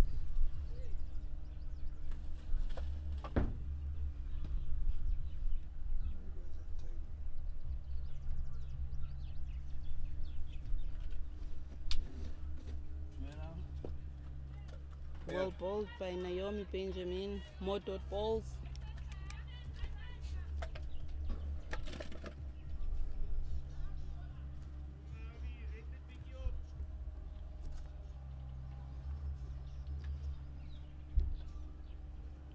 When the first over of the second innings, Sierra Leone chasing down 151, needing a target of 152 to win this match against Namibia.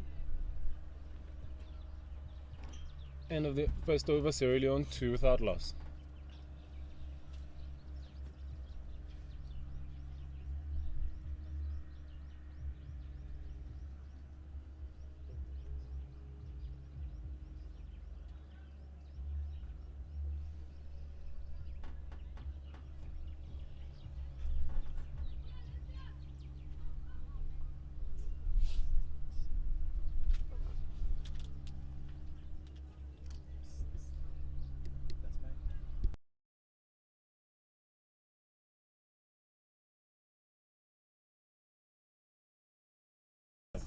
That's Mikelai Mwatile.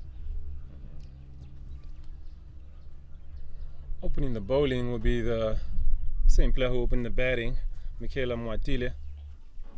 Spin right away. The all-rounder of the Namibian team.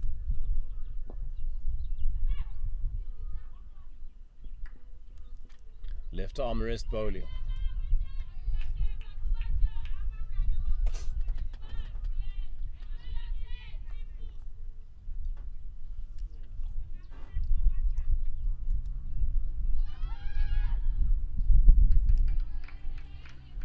Nine teams in the tournament, only one team to go through to the World Cup.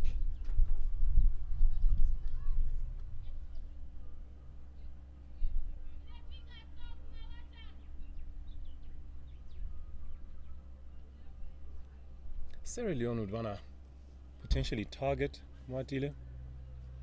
She is giving it a lot of air.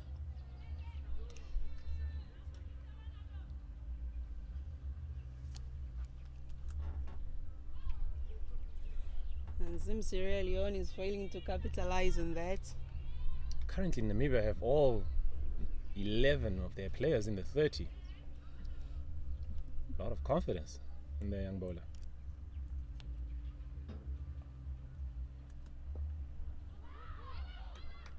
Oh, I misfilled there by Engela.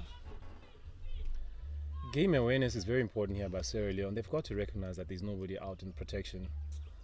And potentially they can target any area that they like without risk.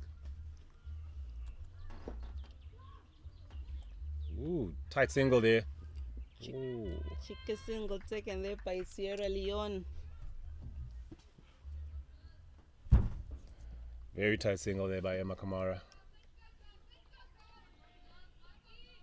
Surely they've got to make a play against the spinner.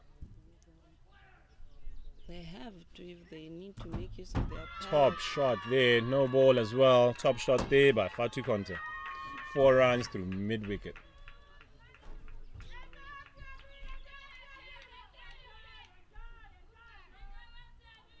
Seven without loss here. 1.5 overs gone. Free hit coming up. Fatu Conte will want to make sure that she capitalizes on this free hit. Now maybe I will not be allowed to make a fielding change, of course, because the same batter is still on strike.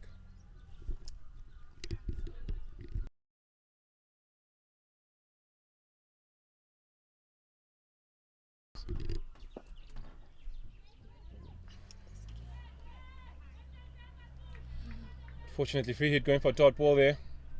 End of the over, 8 without loss.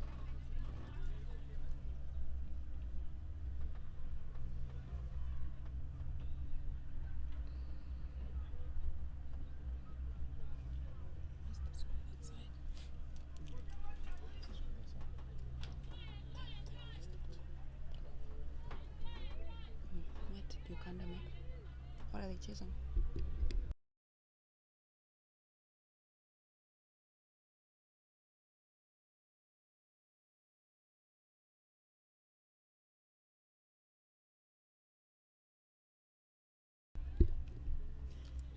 Naomi Benjamin on to your second over.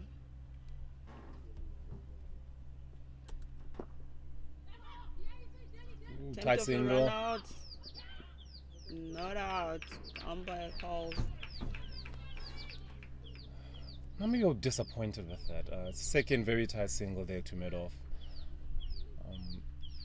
Even for me as a player, that is one single that I particularly don't enjoy. You need to be alert. You need to be tight on that single there. Exactly, like now they're chasing a score of 150. I don't think there's a need of taking those singles because it's very risky. Yeah.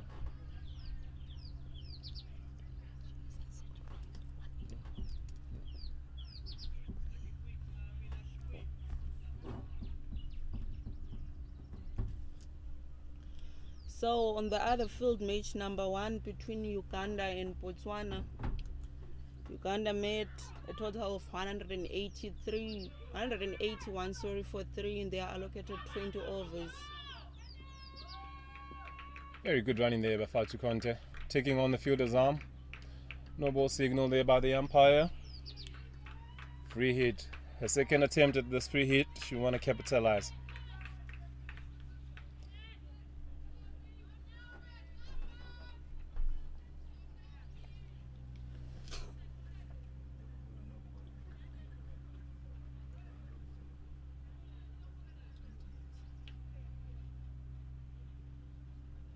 Bit of a delay here with the batter, just adjusting their straps on the pads.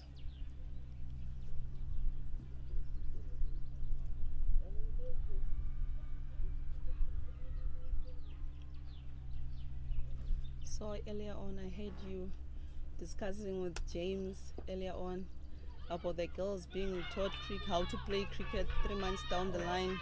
They are coming playing to these tournaments. 2 runs there. So in other words, you're saying women, they're just naturally talented. I can't really put a finger on it, what it is, but they just seem to learn the game quicker. Well, than I did. I think I'm measuring it by myself. Women are talented, naturally talented. You can't take away that from us. Oh, clean ball there. Conte. Benjamin going straight through the defenses there. Fatu Conte. 14 for 1 now after 2.4 overs.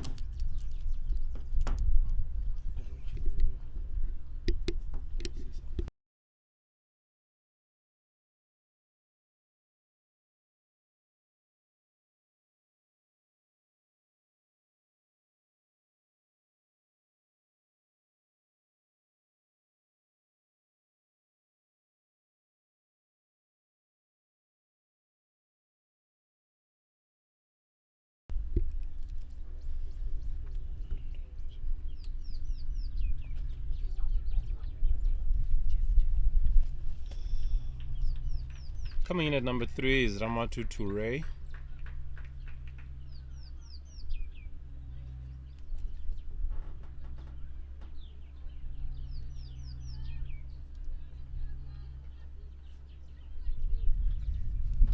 One of the key things as an opener is in T20s is to initially assess the wicket and which bowlers you can target.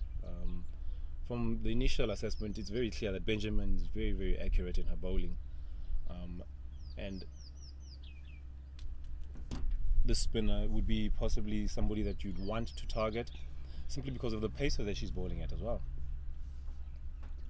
Exactly, but then so far Sierra Leone has failed to target the spin ball of Namibia, Mikelai. The pressure still keeps mounting on the Sierra Leone batters. Yeah, you'd want to see them not take too much risk. Konta going right across the line there on a very straight delivery, and that's simply what Benjamin is doing. She's bowling, she's just targeting the stumps. So they need to play her a bit more straighter. Look to target the side screen and go hard at the spinner. Another lovely straight ball there by Benjamin.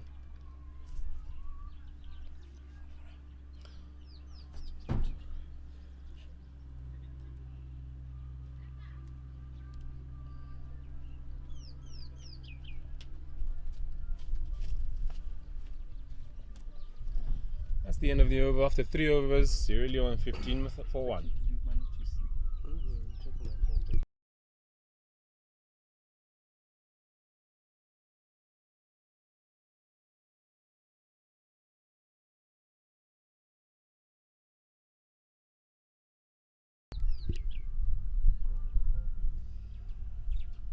Mikelai Mwatile continues from the UB end. Bit of a change in the field. They've given her a deep mid wicket.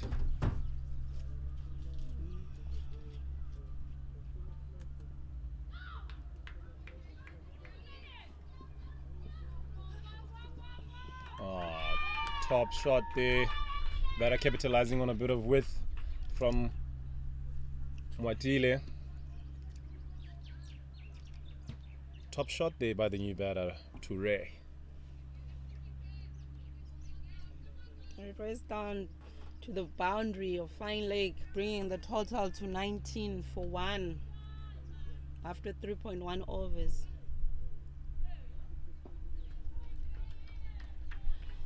I think Mikelem Wadile, she's just flighting it on purpose. She, unfortunately, doesn't seem to be getting through her action, and she's putting the ball there rather than bowling it.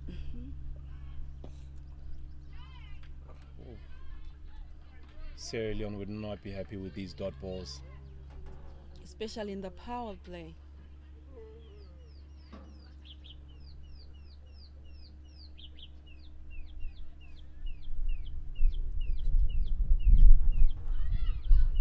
I'm sure you'll agree with me, John. Every team that has made use of their power play, they've won the game. Yes.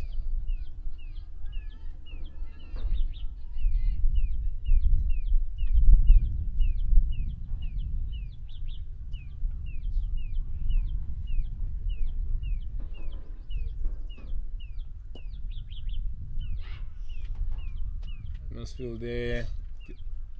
One into the covers there for Emma Kamara.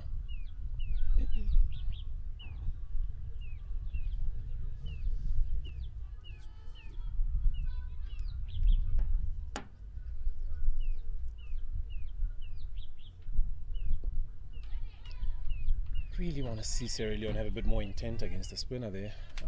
Simply allowing her to bowl. And that's the end of the over, 21 for 1.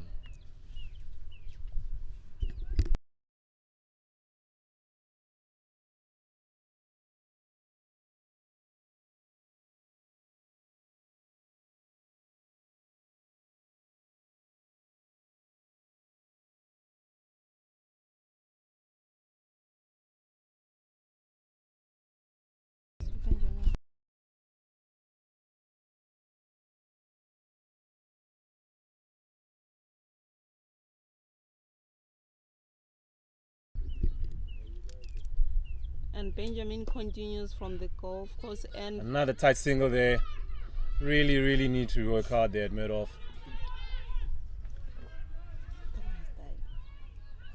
Balls are being hit straight to her. and the Sierra Leone seems to be taking on that mid-off fielder. Yeah, Van Wyk would want to do really better there. Alternatively, the skipper would want to get another fielder there who can get those crucial runouts.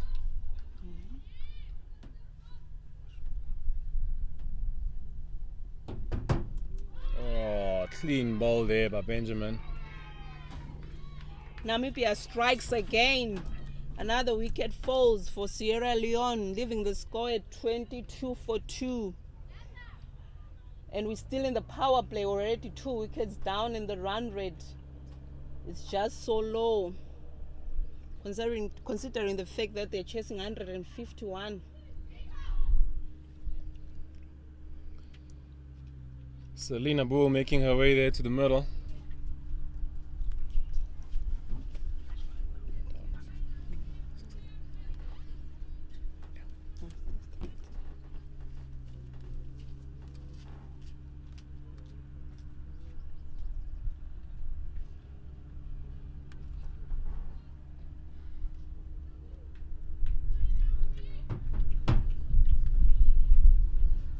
The accuracy of Naomi Benjamin has been very impressive here.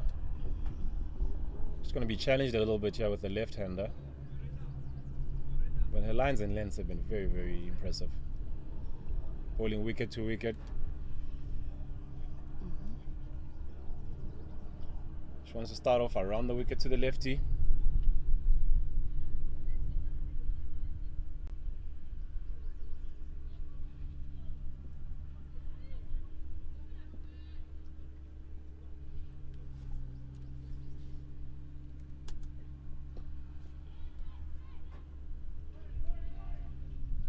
Top start to the left-hander by Naomi Benjamin. Selena Bull, the hard hitter of the Sierra Leone team, the captain as well. Will she be able to take on the Namibian bowlers?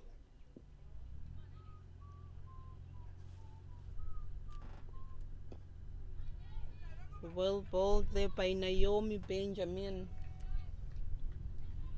Very disciplined bowler. Extremely accurate. I've been highly impressed with her skill set here.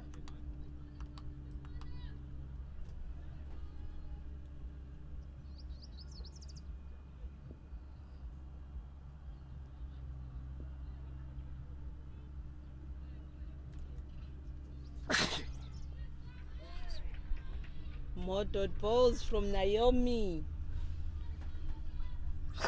She's currently going on a run rate of 3.1 into her one ball of her third over, left with one ball of her third over. You think they'll bowl her through? I'm sure they will.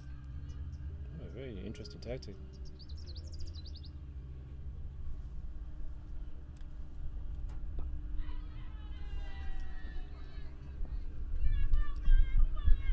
End of the over, Sierra Leone 24 for 2 after 5.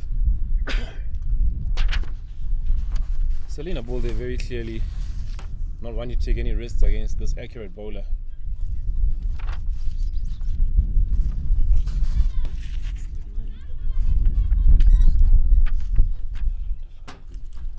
Bowling change from the university end, we have Yorinda Furi.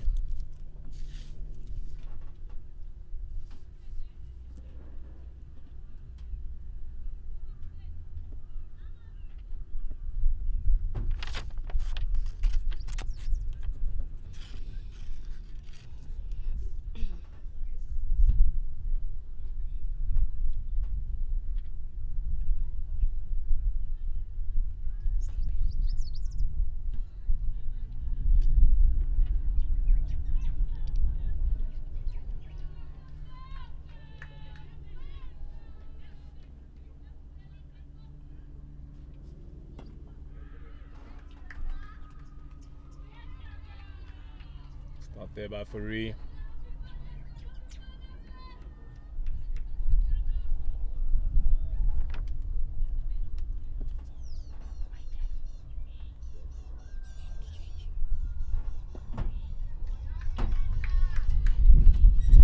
More dot balls there from the Namibian bowlers. Pressure keeps on mounting on from Sierra Leone.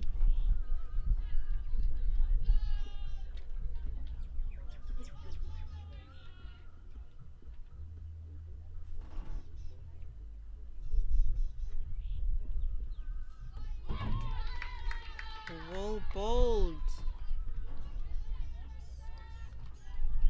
Emma Kamara, 4 off 11. She want to find a single just to keep that scoreboard ticking and get off strike. They really have to rotate the strike, because the more she faces the ball, the more she will get under pressure.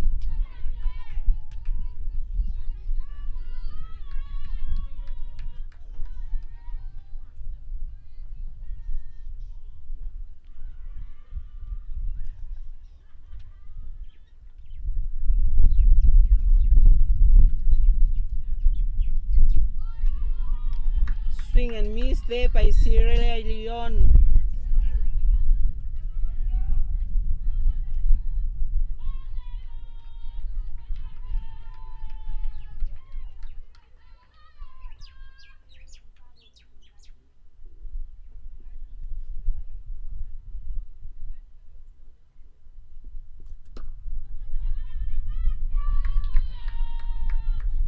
Tentage pull shot there, yields no runs.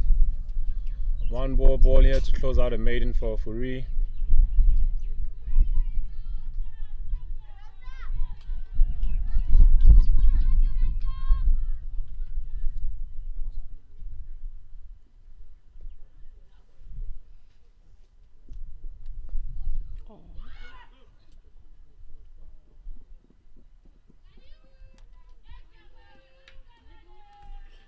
Missing out for a maiden there. She bowls a wide. Ill discipline again.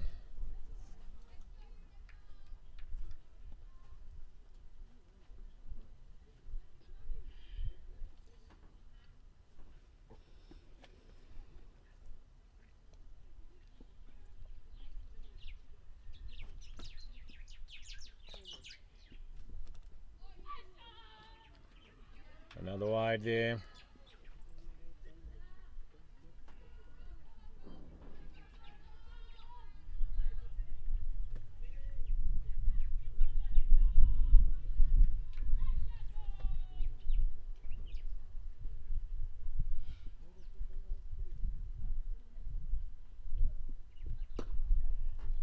top shot there, putting away the full toss into the gap. Top batting by the skipper, Selina Ball. Closing off the over, 31 for 2 after 6 overs. Namibia winning that power play. Very disciplined. Leone will be disappointed in allowing that spinner to bowl 2 overs for very little runs. They could have been a bit more enterprising against that spinner. They allowed Matila to bowl at them.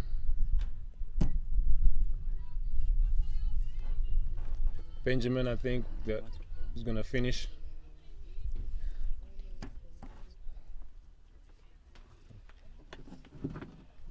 So John leaves the commentary box. I'm joined by Wycliffe.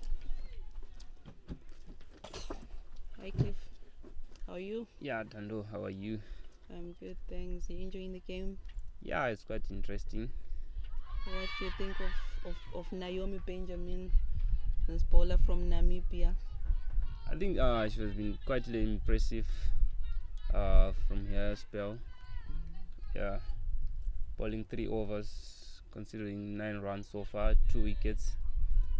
Yeah, I think she's been bowling well.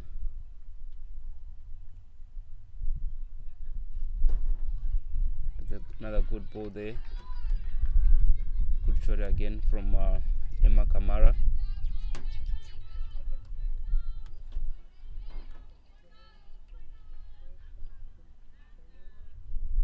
I think Namibia have been having actually a good start here in this power play.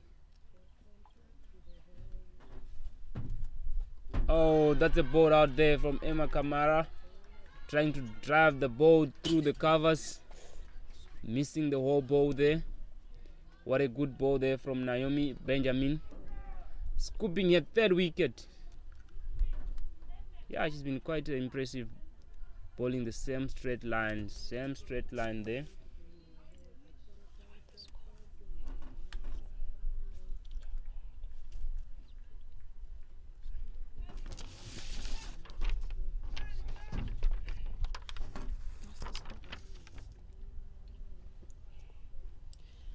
As we saw there, Naomi Benjamin striking again, taking a 3rd wicket, bringing the score to 31 for 3 after 6.3 overs. Yeah, I think now the Namibian ladies, I think what's ringing on their mind now, I think they'll be wanting to bowl them out less than 70. You never know. Let's see how it goes. I mean, like the comparison in the power plays, Namibia were cruising. They were going at above 10 runs per over. Whereas Sierra Leone, they're going at 5 runs per over. Will they be able to reach that target? I mean, like the top 3 batters being out in the power play. Yeah, I think on that point it will be actually, that's a full ball there, going straight to point. What a good shot there from Hassanut Sewan off your first ball there. And well fielded by the Namibian fielder. Good cricket all round. I think going back to your point, from actually losing from a bad start from Sierra Leone, losing 3 wickets. Oh, what a shot there. Cut it through the point region there. It's going for 4 runs. What a good start from Hassanut Sewan. And the score moves to 35 for 3.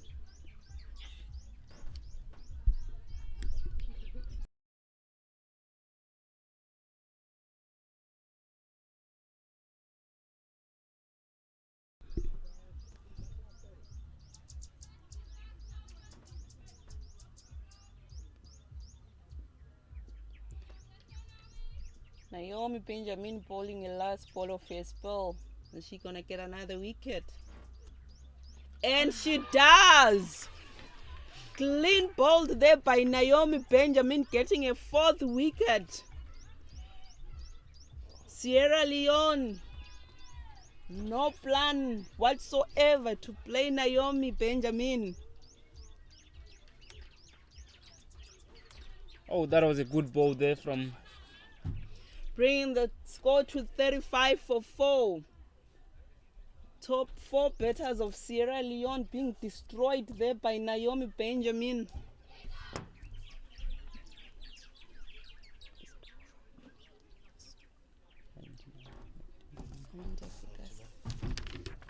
Can I see Naomi's figures? 4 for 13. So with that wicket falling, Naomi finishes a spell of 4 overs, considering only 13 runs, taking 4 wickets. Brilliant bowling from her. Yeah, definitely she's been bowling well. More concentrated on the offside.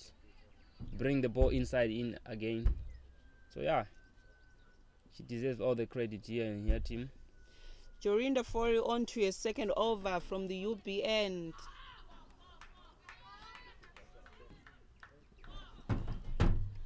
Four runs from the captain, Selina Bull. She really has to take on the bowlers now. Yeah, I agree with you. Taking the bowlers and also staying there. Because now I think their team now rely on her now. So yeah, she has to bat all the 20 overs now. The key now is for them to keep on to try and rotate the strike, and these other girls coming in, they should just try and bat around here. Maybe try to have a partnership. Yeah, most definitely. I think that was a quick single there from Selena Boo. I think look at it now. I think they actually need this partnership here, so that they manage to put runs on the board. They can't afford to lose Selena Boo at this point.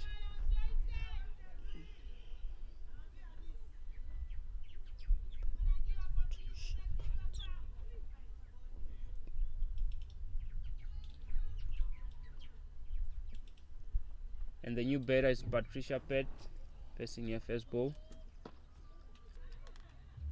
It's a good shot there. Even tried to cover.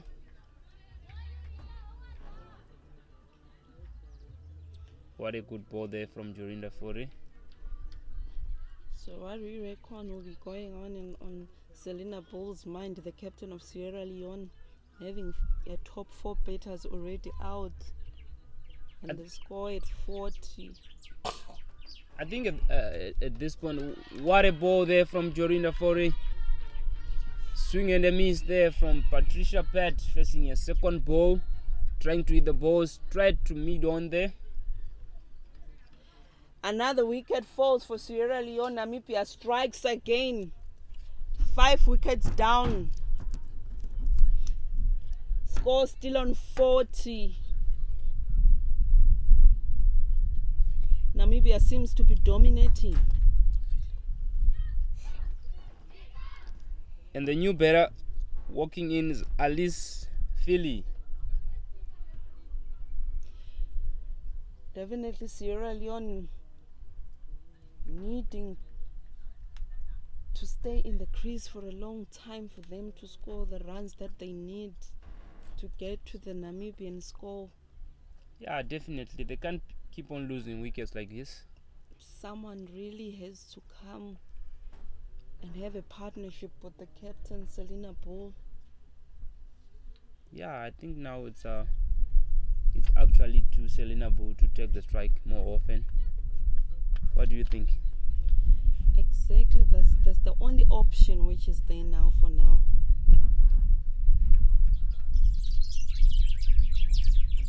That's Alice Philly, the new batter there. Oh, that's through the keeper. They're going down for a 4 runs there. That's by 4 runs. And move the score to 44 for 5.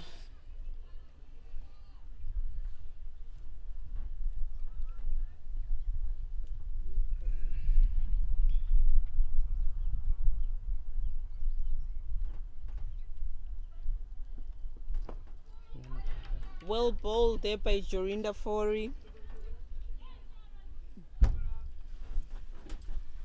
Yeah, she's been expression well, bowling your ball straight, mid-wicket line off stump and the fourth stump there. I think Namibian bowler has been pretty well with the ball, bowling the same line. I think all the pace bowlers there been actually bowling the same line, which is actually okay, and limiting also the extras. 8 overs bowled, the score is 44 for 5. We have a bowling change.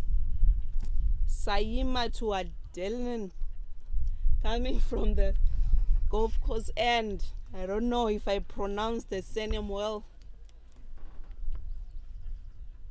To Adelin.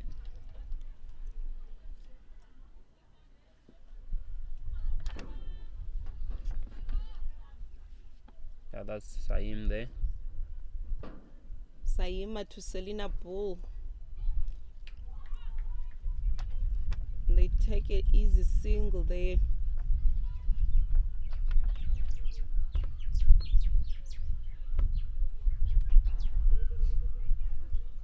I think at this point now Selina she's actually in a bit of a slight pressure. Looking at the fall of wickets now, it's 5 down, and yes, obviously losing three main batters from her side. I think that's actually be giving us a little bit of pressure. Yeah, these two in the crease, they have to rebuild the innings, try to have a partnership at least if they want to win this game, or at least get closer to the score which Namibia made. Yeah, I agree with you there. I think that's when when it comes now to Siuri, you actually lose 45 wickets and you scored 45 runs on the board. That's why you have to play a game. Another mistake there from a keeper. They managed to take that bite there.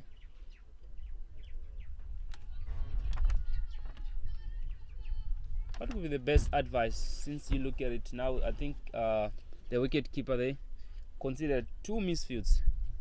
Is he actually too far from the wicket? Does he have to stay there, or does he have to come in now?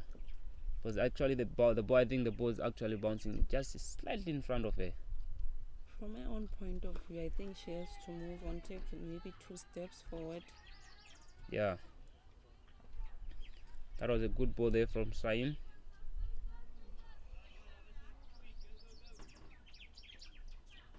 So we are in the ICC Under-19 Women's T20 World Cup Qualifier, Africa, in Botswana. Botswana being the host of this tournament. So Wycliffe, you being a local here, what does this tournament mean for women's cricket here in Botswana? It's actually a good event, good initiative to actually brings the cricket back again for the small girls. I think it's been since the late cricket here in Botswana, especially for the under-19s. What a good shot there from Selina Boo, hitting to the offside region. That's a 4 runs for the captain there, bringing the score to 50 for 5.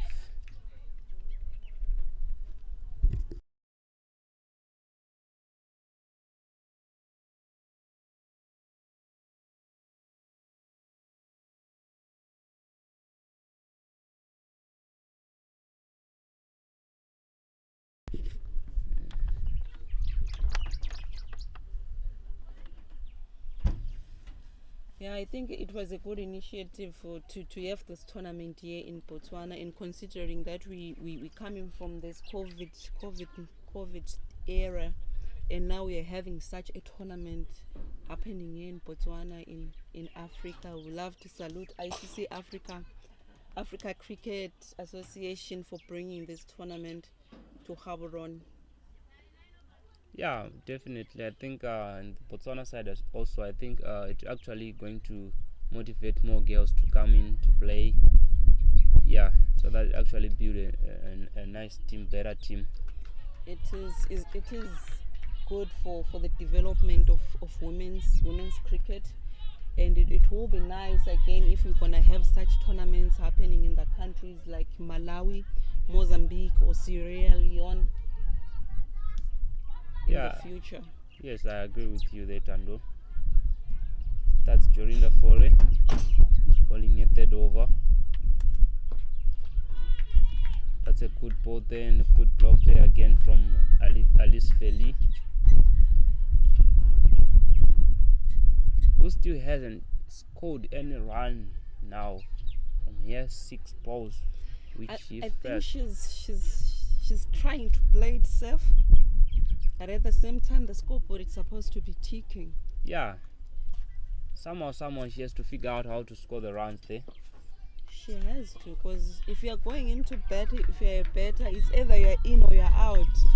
Yeah, As much as she's trying too much to protect her wicket, she has to find a way to score runs there.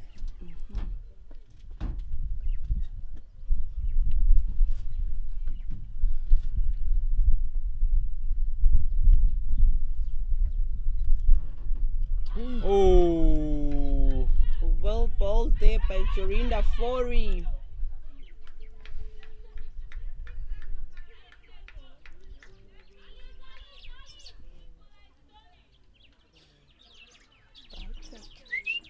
you gotta rub it, Alice, rub it.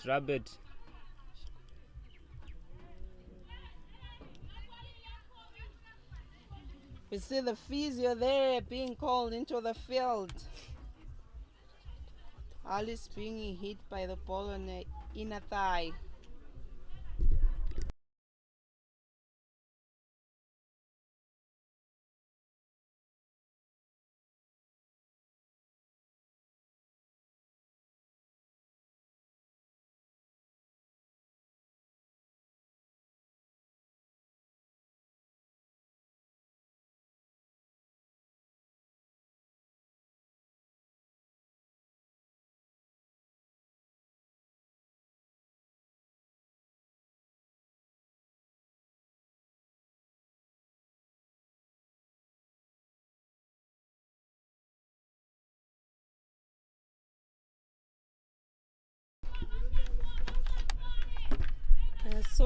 So I had mentioned, as I had mentioned earlier on, we've got 9 teams in this tournament.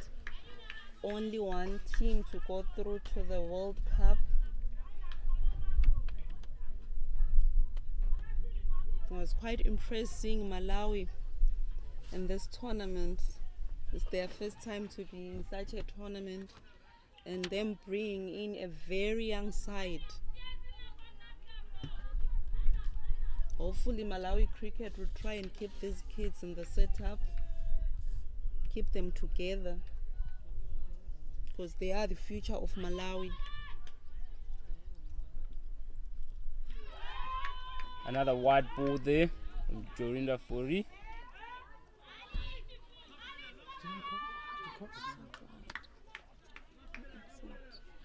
Oh, I beg your pardon, that's not a wide. It wasn't right, because she moved.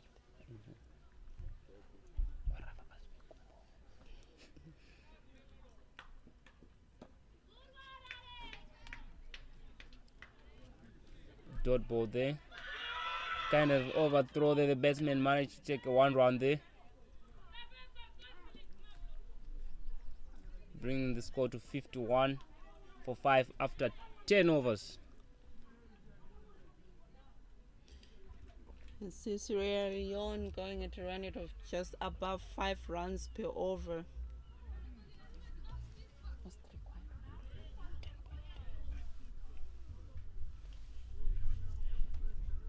At this stage, the required run rate is 10.3.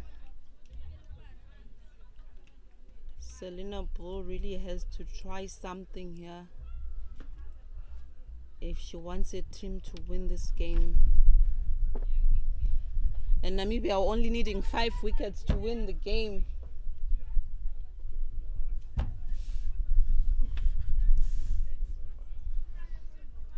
Saima continues from the golf course end.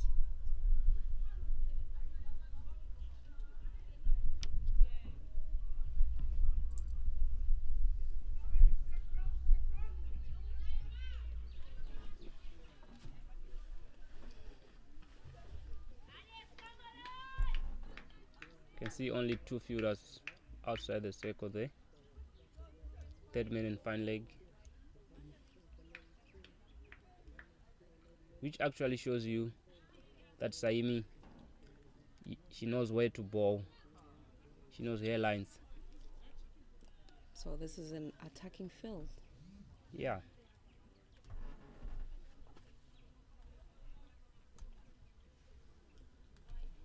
That's a wide there, signaled by the umpire, Mr. Justin Muzungu. Sam Saima is trying to bowl on the block hole. Yeah. She's aiming for the pads.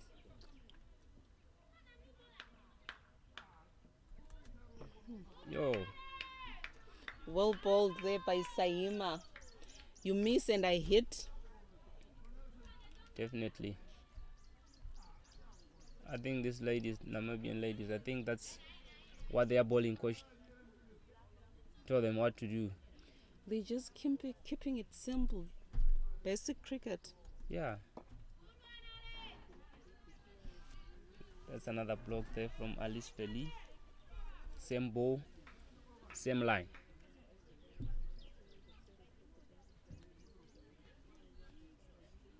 And we are halfway.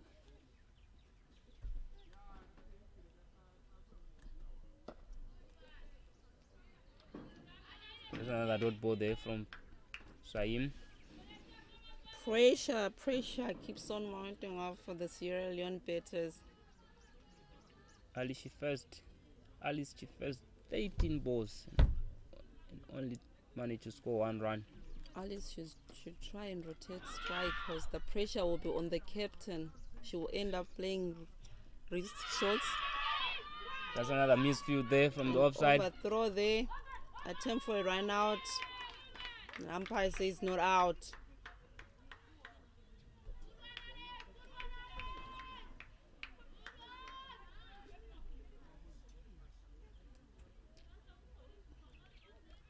Talking of Namibian fielders, I think now they're at this point whereby they're actually slightly relaxed. Because looking at it now, they can't afford those misfields, those But extra runs. maybe it's a tactic to keep that, Alice on strike. That's a wide there again. Because you know how Selena Bull can be. So I'm sure they don't want to give a strike. Yeah, I think maybe that's the game plan.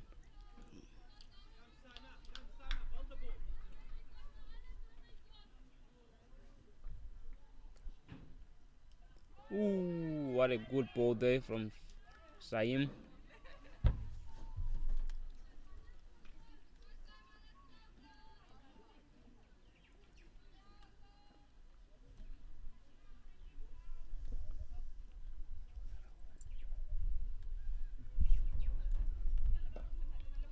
Another good ball there from Saim to bring the over.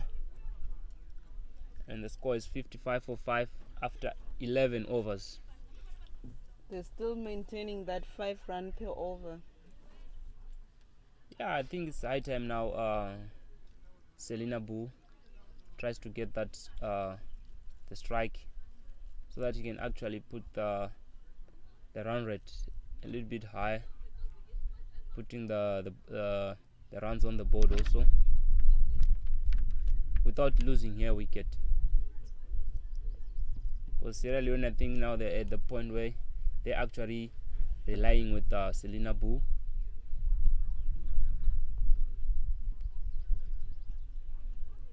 That's Jorinda Fore there bowling here 4th over.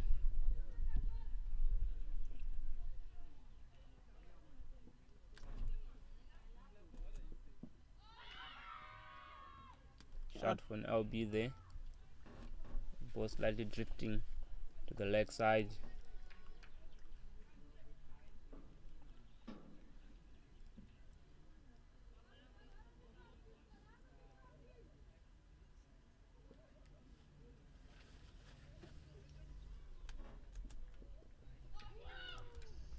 Swing and a miss there to the leg side. I think now she's at a stage whereby she wanna try to hit those shots, pass over the 30-yard circle, since they have two guys outside and the rest of them are in the circle. Like I had said earlier on, they were not rotating strikes, too many dot balls being bowled. Now Selena Ball is now under pressure. She's now trying to hit those big shots. Now she's risking a wicket. And that was a very good ball bowled by Jorinda Fori there. And it was a good take from the wicket keeper.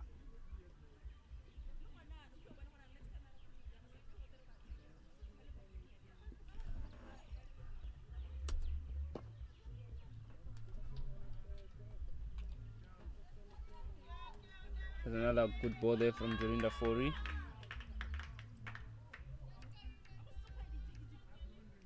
Keeping Selena Boo on the strike.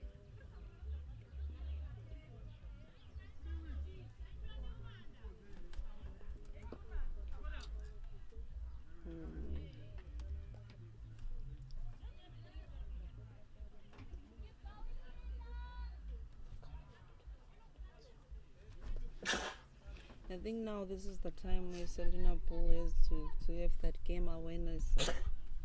Knowing that she has first 5 dot balls, she should try and take a single so that she can go in first on the other end. Yes, I agree with you. A shot of an LB there. And let's bring the over. 12 overs bowled and the score is 55 for 5 in a game. Namibia taking on Sierra Leone. Earlier on, Namibia winning the toss and electing to field first, putting 151 runs for 5 on the board. At the moment, Sierra Leone are 55 for 5 after 12.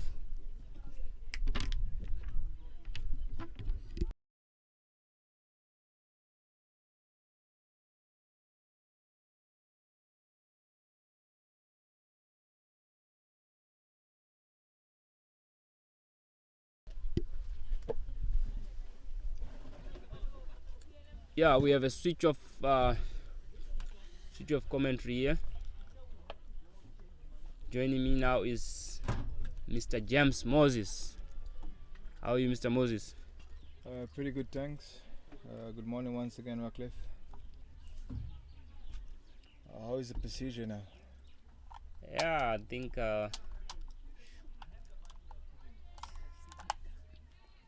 that's a wide there from Mekelaye Mantile.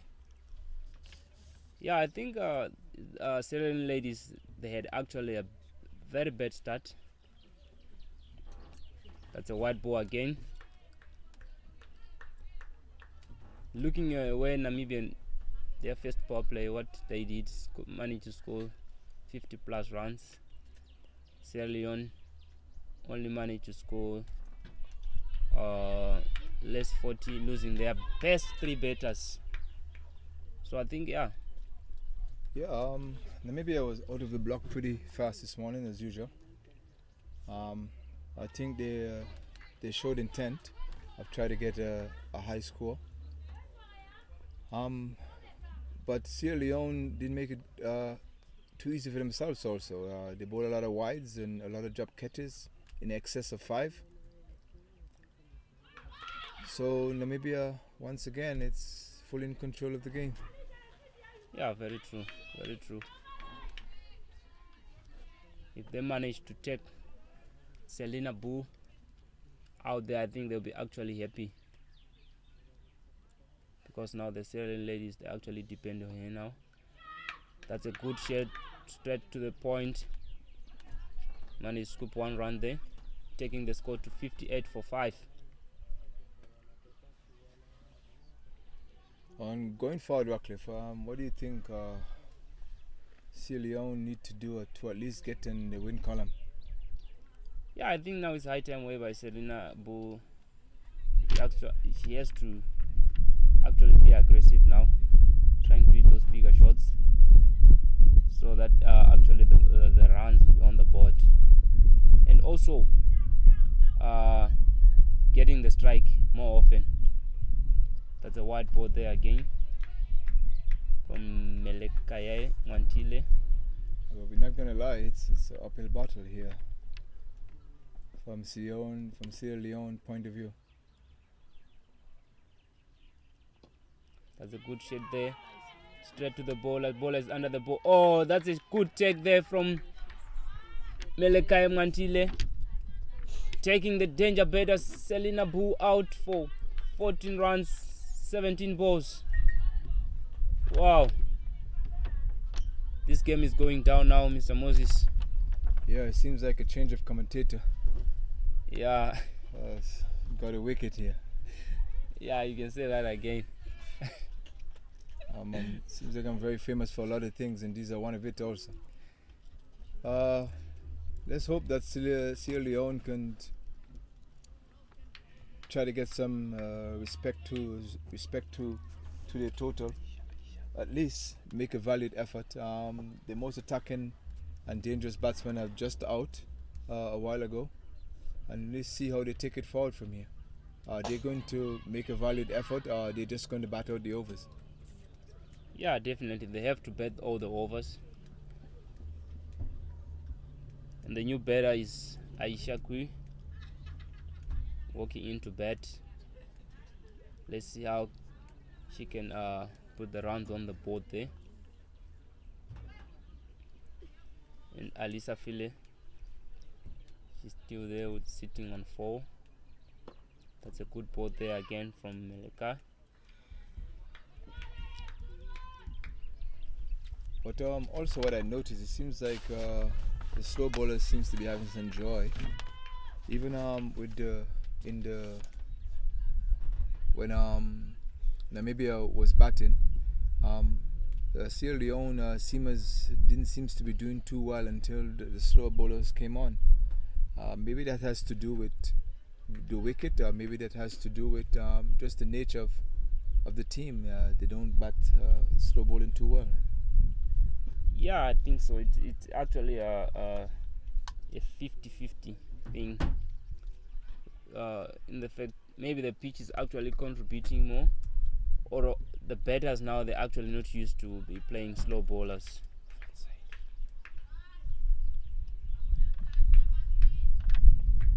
And the new bowler there is Adele Vance here, bowling from the university end. That's a dot ball there again.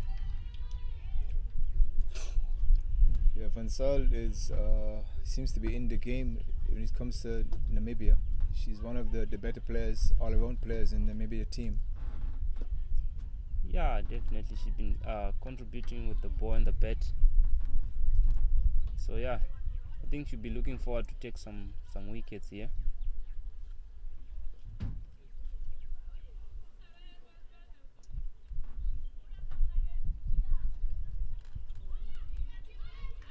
That's a quick single there. A short one leg. That's a leg by signaled by the umpire, Mr. Aino Chabi.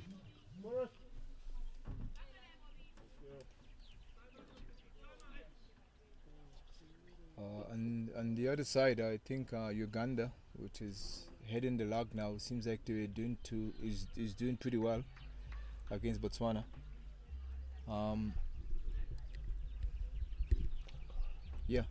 It seems like they're doing pretty well against Botswana. I think they got a first innings total of 181 for 3 wickets. Botswana, the last time I checked, it wasn't doing too well. They were already 4 wickets down for not too many on the board.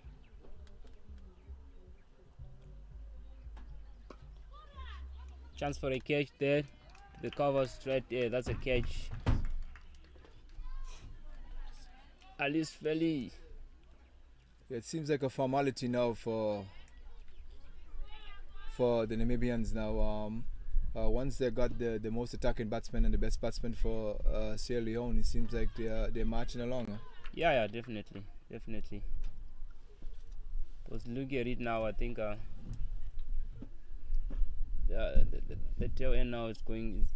They're actually going down with the Sierra Leone batters here.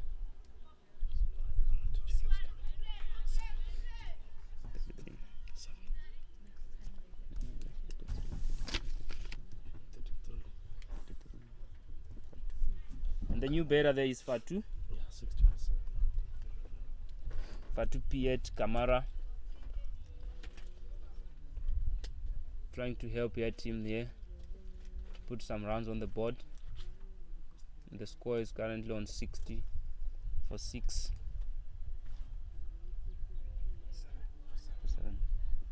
60 for 7. Another good shot there to the point region. 2 fielders running through the ball, and that's a 4 runs first ball. What a good start from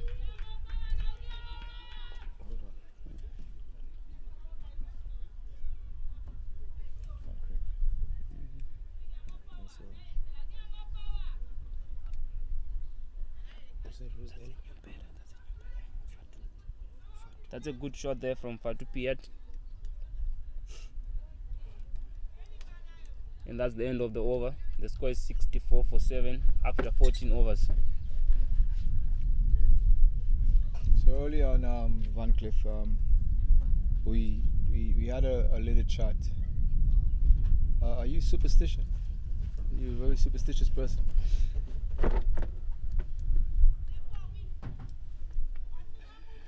I can't say no, I can't say yes. I'm actually in between.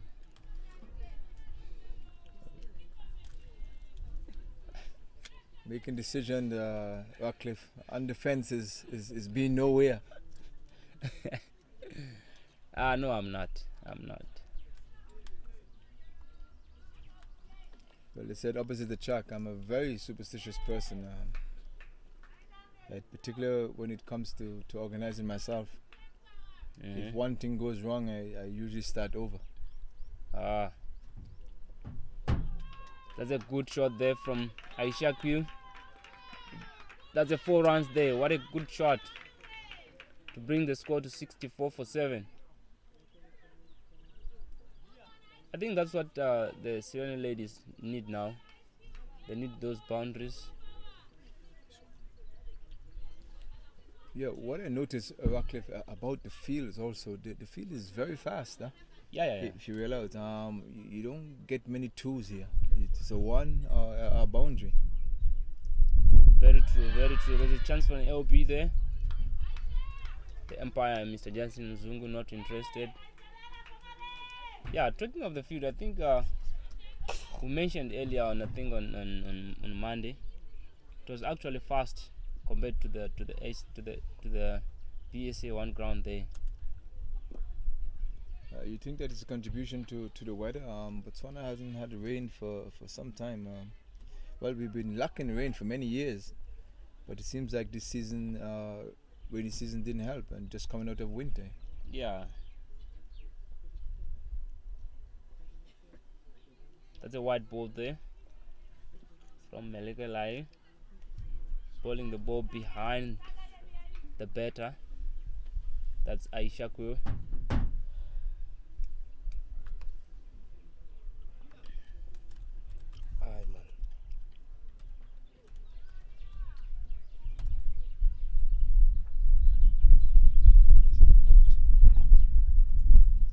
That's the end of the over.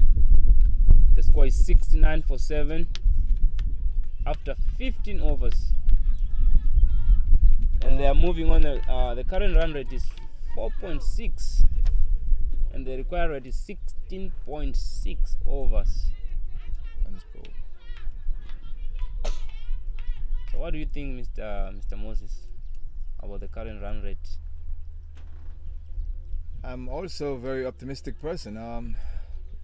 but I don't think too much optimism here. In spite of the uphill battle, I don't think that the Sierra Leone have many battle left who can give a good challenge. In saying that, we just had an attacking stroke to deep mid wicket there, and they managed to get 2 runs there. That's a very good sign from Fatu Piet Kamara, trying to get runs on the board there. What exactly they needed to do? I think these two, if they can actually try to hit the ball around. Well, what I think they should do is a shutter ball here, if they're going to get anywhere. Yeah. Is a shutter ball. But I don't think they have the batsmen to do that. But anyway, let's see and hope that they make a valid effort at it.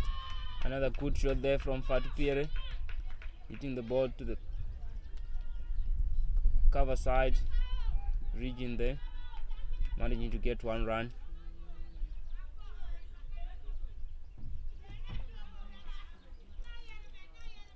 Oh, what a good ball there from Edel Evanzio, beating the keeper again. There's a little bit of a fumble from the fielder there. They managed to get 2 byes there. Oh, what a good 10 there from Edel Evanzio, beating her keeper also.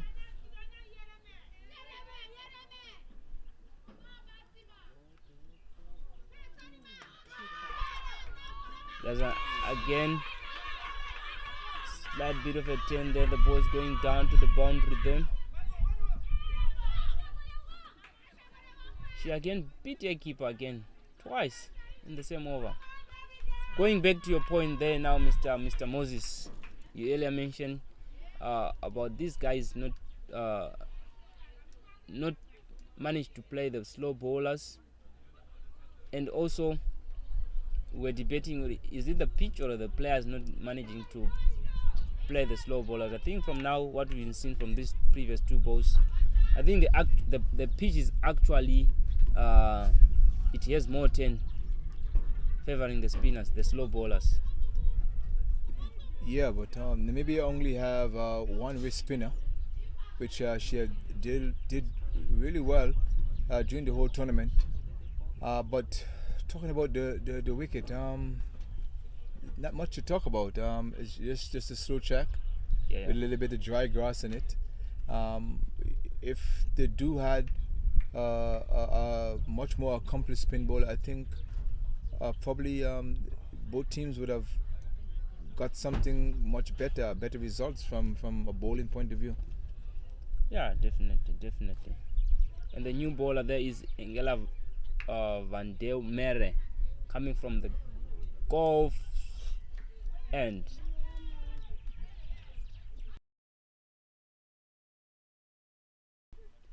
That's a good ball to start the over.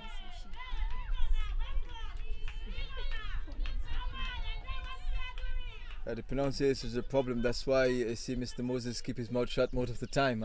I really do struggle with some of those African names. At the swing and a miss there. But I think you're doing really well. Just keep it up. Yeah. I'm trying my level best to pronounce these words. Some of them they're actually long and hard to pronounce. That's a wide ball. Oh, that's a no ball. Caught by the umpire to bring the score to 77 for 7. That's a free hit there. What can Fatu Piet do without ball? The free hit. Swing and a miss. Both teams don't seem to be capitalizing on those free hits.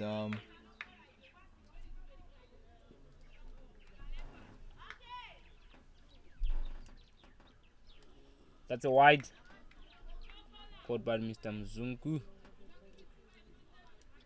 bring the score to 78.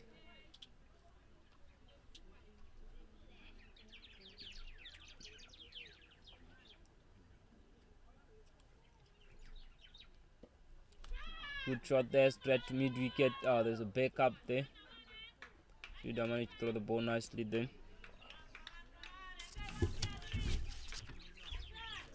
What a good throw there from Alice. Yeah, Alice seems to have a very strong arm. That's why she's probably at the mid-wicket boundary there. Yeah, From an definitely. umpire point of view, Ratcliffe, you're still umpiring.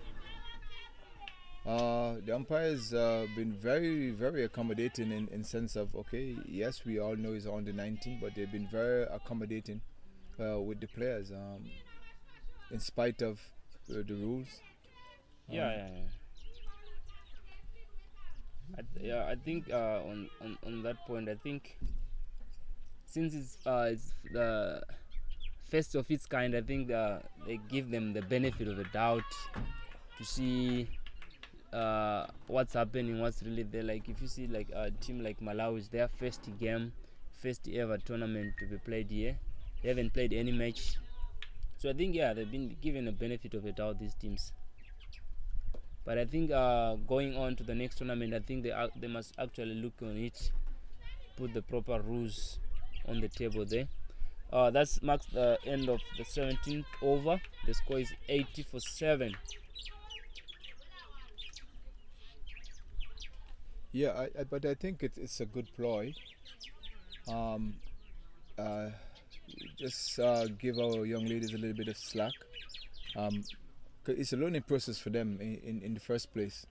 You understand? And you remember this tournament is all about development and awareness of women's cricket, and it's not all about the umpires, it's all about the ladies. So we should applaud the umpires to making such adjustments. Yeah, very true, very true. There was an edge there from Aisha Kul.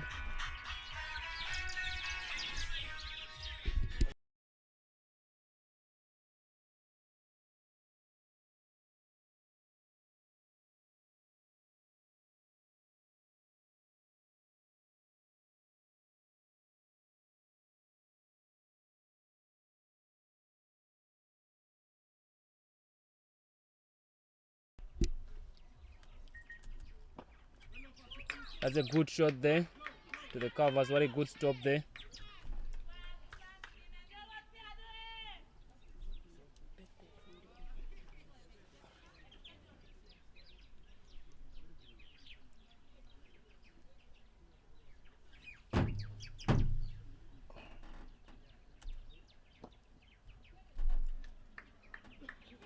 What a good ball again from Eddie Levanzu. Restricting these two batters to score runs.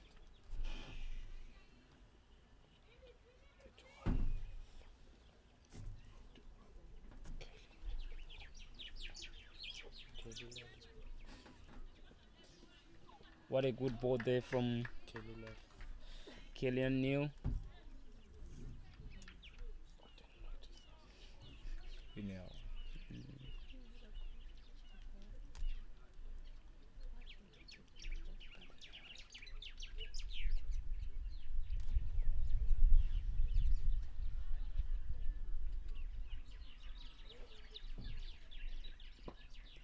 Another good ball there, same line. Yeah, it seems like the Namibian is giving some of the bowlers a run out. Kanina hasn't bowled too much in the tournament so far, as well as Alice. So maybe the Namibian are looking for other ways, maybe for the upcoming games. Yeah, most definitely. Yeah, that brings the end of the 18th over. The score is 82-7. Going back to your point, I think this actually be a good thing since they are on the driving seat here. They'll be actually looking to give some chances to other players so that they can actually build their confidence. Looking forward to the next matches.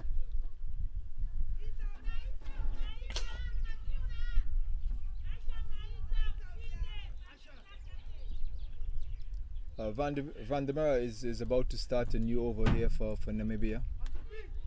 Even Van der Merwe herself haven't bowled too much in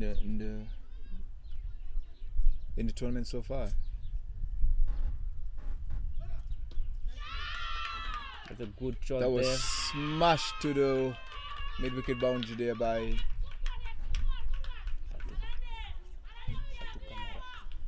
Hatu Kamara. And that's 4 runs added to the Sierra Leone total. Giving us something to look at here.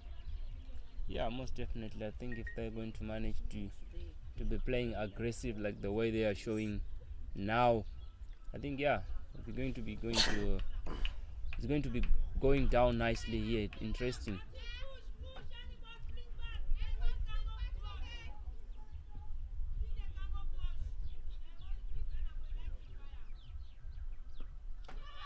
Another good shot there through the covered region.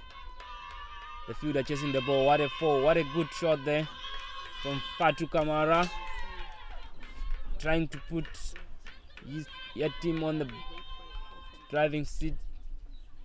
But yeah, I think Kamara, she's been actually aggressive. I think from the 17th over, she was actually freeing her arms. What do you think? Maybe they could have brought her early, looking at the way she's playing now. Yeah, they could have, but probably they. Then again, I'm not showing that Van der Merwe will be bowling at this stage of the innings if they think that there was a threat to the score. Yeah, very true. It was another good shot there, mid-wicket region there. What a good piece of fielding there from Malawi Ngantile.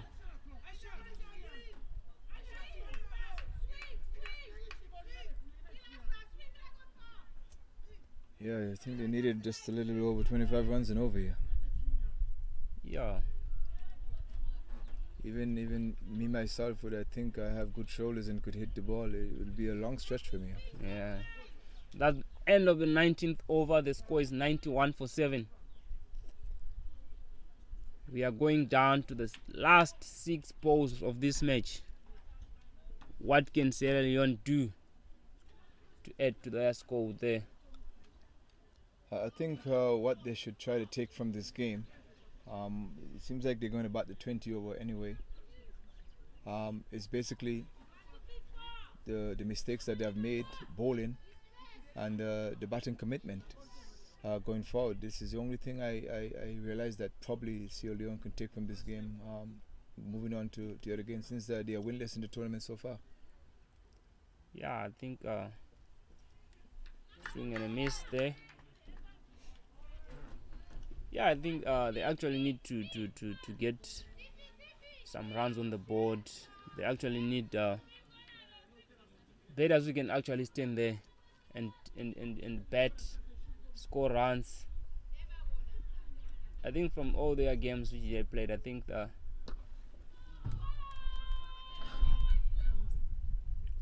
chance for a run out there, and the umpire called it a no ball.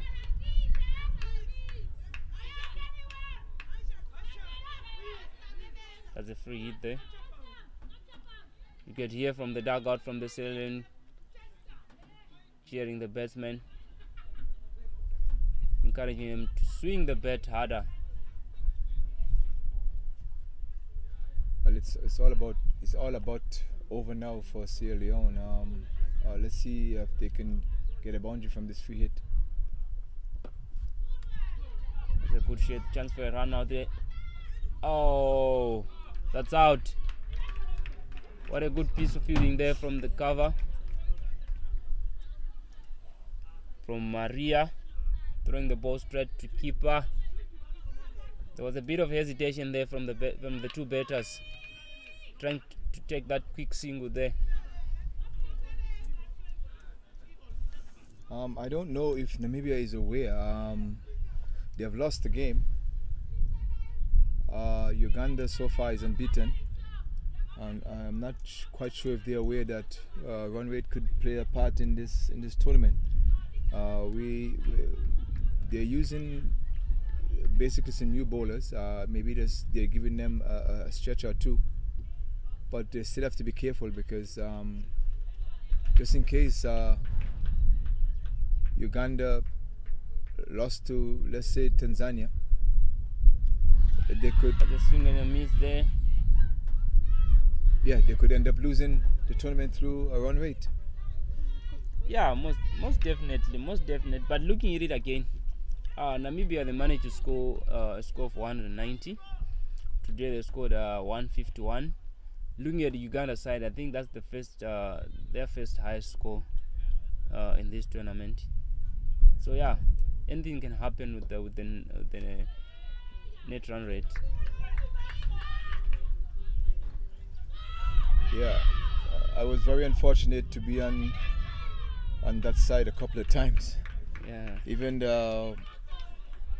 my first stint as captain for the T20 team, I didn't qualify because just 0.01 or 0.012, I think. So we have to take out some of these things in consideration. Playing the game of cricket also. A good shot, the chance for edge. Mistime the ball there. The batter is going for the 2 runs there. Yes, taking the 2 runs there. I think these 2 batters actually want to finish. Oh, that's the last ball.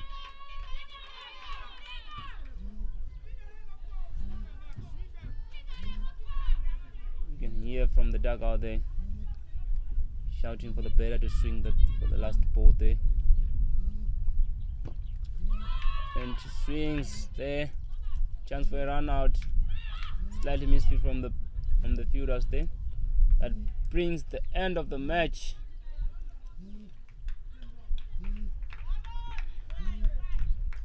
Namibia winning the match here.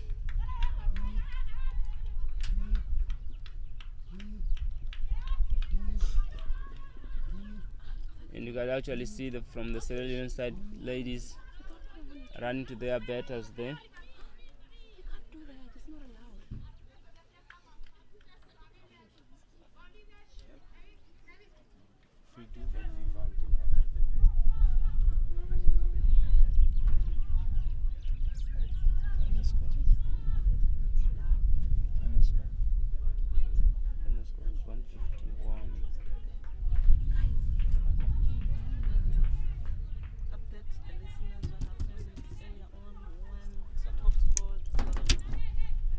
Yeah, what a good game of cricket from the Namibian side.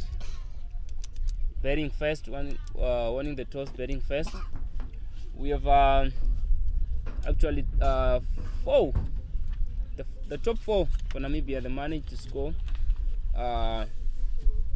We have Mekelaye Mantile scoring 41 runs of 31 balls. Angela scoring 30 runs of 24 balls. We have Edil Van Zyl scoring 21 balls of 27, and not forgetting Mezel Gorase, the keeper, scoring 18 runs of 41. Yeah, we've been an impressive bowler from Sierra Leone. That's Christine T. Fofana, bowling 3 overs, only considering 2 wides, taking 3 wickets, 21 runs, and 5 dots.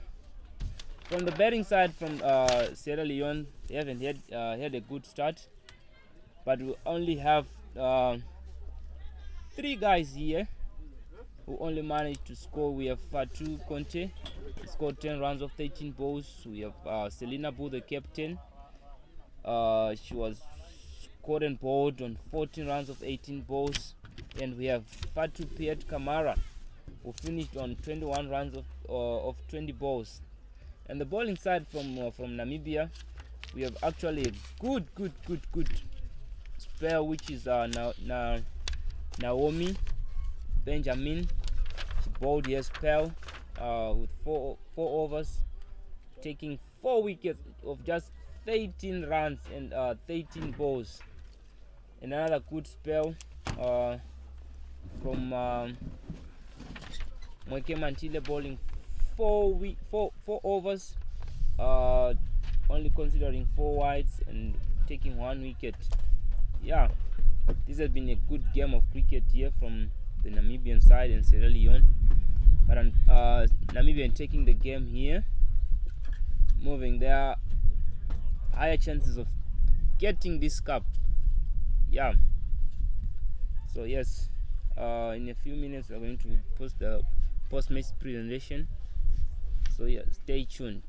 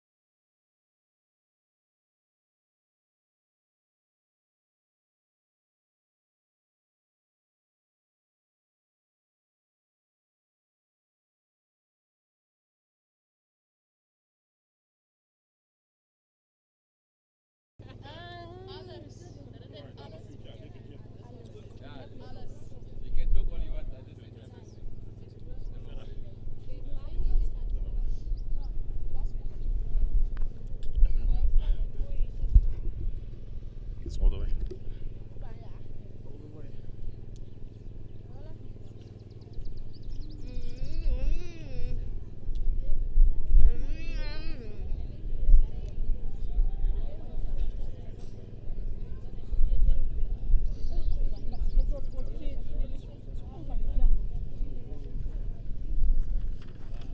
Yes, good.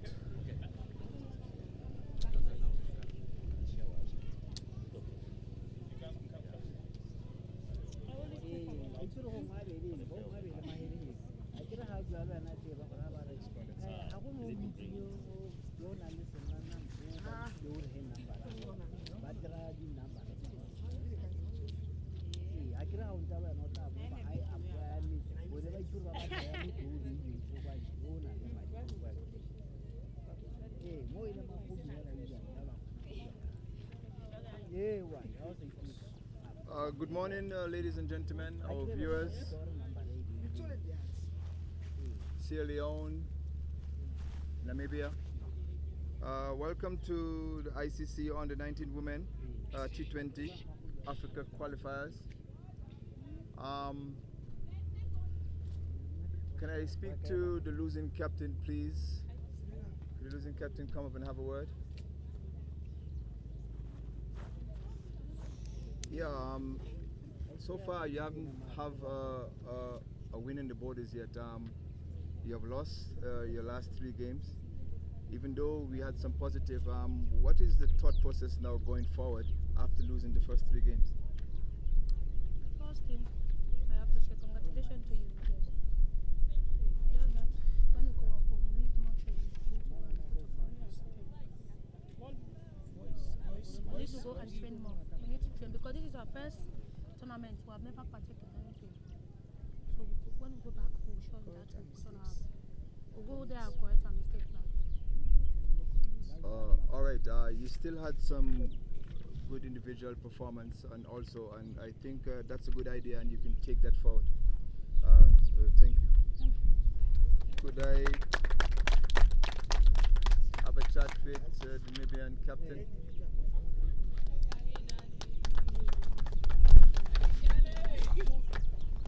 Well, it seems like you're on a roll. I see the thought process was direct today, just like yesterday against Botswana, with you guys starting well in the first 6 overs.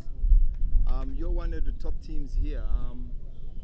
You have lost your first game, not too well, but how do you think, looking forward for the next game, knowing that Uganda hasn't won a game as yet? We are very positive going forward. We are on a good roll now, as you said, so we are very positive going forward for the next game. As far as the team is concerned, are you still going to use the same team going forward? Because I see today that some of the bowlers that haven't bowled many overs in the tournament, you give them a go today. Yeah, we have a very diverse team, so we have a lot of bowlers and batters. Everyone can do everything. So we are trying some things out before we're going into the knockout stages. All right, once again, congratulations, and wish you all the best going forward. Thank you so much. Yeah, the man of the match is Mwali, if I pronounce the name properly. Mwali. Mwali had bowled 4 overs to 23, 1 wicket, and she managed to got 41 runs off of 31 balls. McKaylee.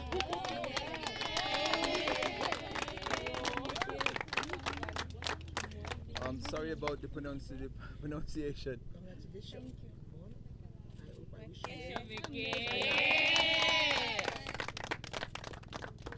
And once again, another positive for Africa and another positive for ICC women's cricket. Thank you very much for the post-match presentation.